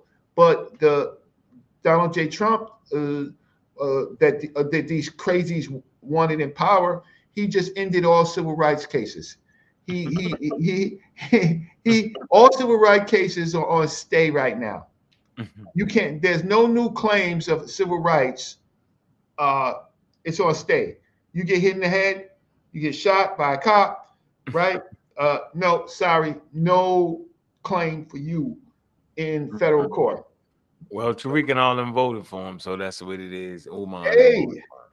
Hey, that's the whole point, because you know what they tied into America. Yeah. They're not tied into what we have to in fact do. So I'll see later what Tariq has to say about that, but they led us to this path because they said that this woman, they made the whole thing about this woman not being black instead of understanding what's going to happen. They're the same people that call Egyptians black, though. I do try to help in my way of letting them know about the connection between the people and the cattle culture, right? I do in my own way, and that's all that I can do. But if you translate Kim, it translates to black. So now Pepe Kim is Pepe the Black. That's what, and the Egyptologists don't argue that because they're the ones who translated it. They translated it, they said he's Pepe the Black. Like Pepe the Red. How about Pepe the Red, yo? Yeah, and they say he's Pepe the Red. All right. So you're right about, so that's what we get with a translation. Now you got to put it in proper culture. Yeah, the Eagles. I ain't going with the Eagles though, Chilin, man. I'm going with the Redskins, man. The Commanders, yo. They close to Baltimore. Yeah, I mean, my sons just called me, told me I better go ahead and cheer for them. I mean, let's see what they're gonna do. Is the rookie gonna get you out the game or not? We're gonna find out, man. We're gonna see. Who's the quarterback? Any of the quarterbacks? Who's the quarterbacks? Any quarterbacks is our people? Yeah, both of them. And against the Eagles. It's only the quarterback from Buffalo is the only white American playing. You got four quarterbacks, 3 of them is African Americans. We won. And we should have been, Lamar should have been, and there been 4 of them. We won. Look at that. Our people is contributing to sports. Like but now we have to figure out. Yeah. So there you go. We need to contribute more to science. Look, man, it's been a great show. Any closing words, Reggie? Any closing words? Hey, no, peace to y'all. To all of you, happy New Year. If I didn't say it before, and let's get all of this stuff right and get some unity. Fix it. All right. Peace. Thank you. Hey man, y'all got hit the Cash App, hit the link, man. Get the sweat hoods, get the hoodies, man. Join our server, get in the conversation. Anything to say to end out there, Cedric? Other than good night and see y'all on the next one. Hit the like button on your way out. Get the likes all the way up.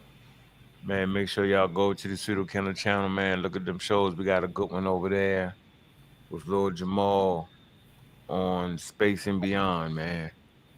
All right, over there with Juju, Space Age African. Anthony, man, make sure y'all get that. Appreciate that. Hey, Sweet Peas, where you at? Did you sleep? You fell asleep? I think you fell asleep. Look, listening. Good show as usual. Closing words, bro. You got the closing words? Yeah. Continue keeping up the good work. Good show. I really enjoyed it. I really enjoyed it. All right. Until next time. And appreciate that donation the other day too, bro. No, the thing is that I didn't want the I told you so. I was waiting until it died down and I got sick. That's the only reason. Yeah, that's the only. I know that's the. Come on, your health is more important than anything. I can't believe what really happened. The selection. Yeah, it's crazy, bro. We need to speak about it. How we really feel. Now, let's. You need a show for the first 100 days. We need to find out when it's the first 100 days and see what changes this man do. Okay. How beneficial it was. All right. Yeah, we need that show. All right, later. All right, thank you. All right, man. Stay safe, stay healthy. Keep walking, bro. I'm gonna join you in the walking program. I appreciate that. You inspire people to walk from walking and running. Yo, appreciate you, Sweet Peas. All right. Hey, man, thank y'all for stopping through, man. It's been a great show, yo. Yep, we seen that. We're gonna do a reaction video, Mr. Blue, on that. Definitely gonna do a reaction video on that, man.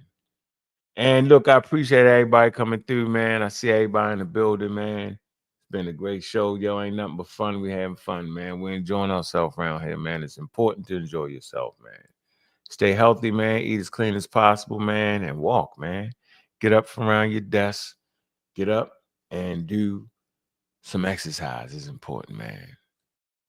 Bobby Banger from the block, seen it all raw tough. Streets of Baltimore where survival's always rough. Joined the Marines fighting for a life he could save. But back in the hood, he felt like a runaway slave. Started an army, not of guns but of wisdom. I'm a rock squad, truth the anthem, we ain't just a God killer. Bobby Banger on his path for the truth. Empower the people, give them wisdom as the proof. Black power rising, knowledge shines like a light. He's fighting for the future, ready to ignite.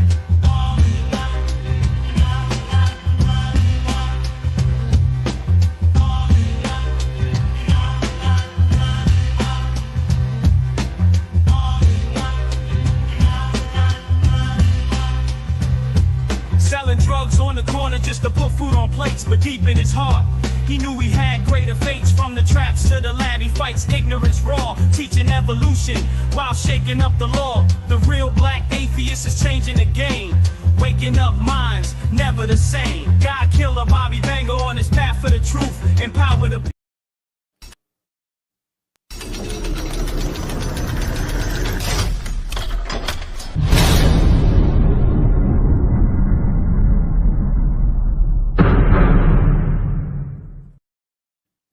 I'm your host, Bobby Banger. And with that, we out.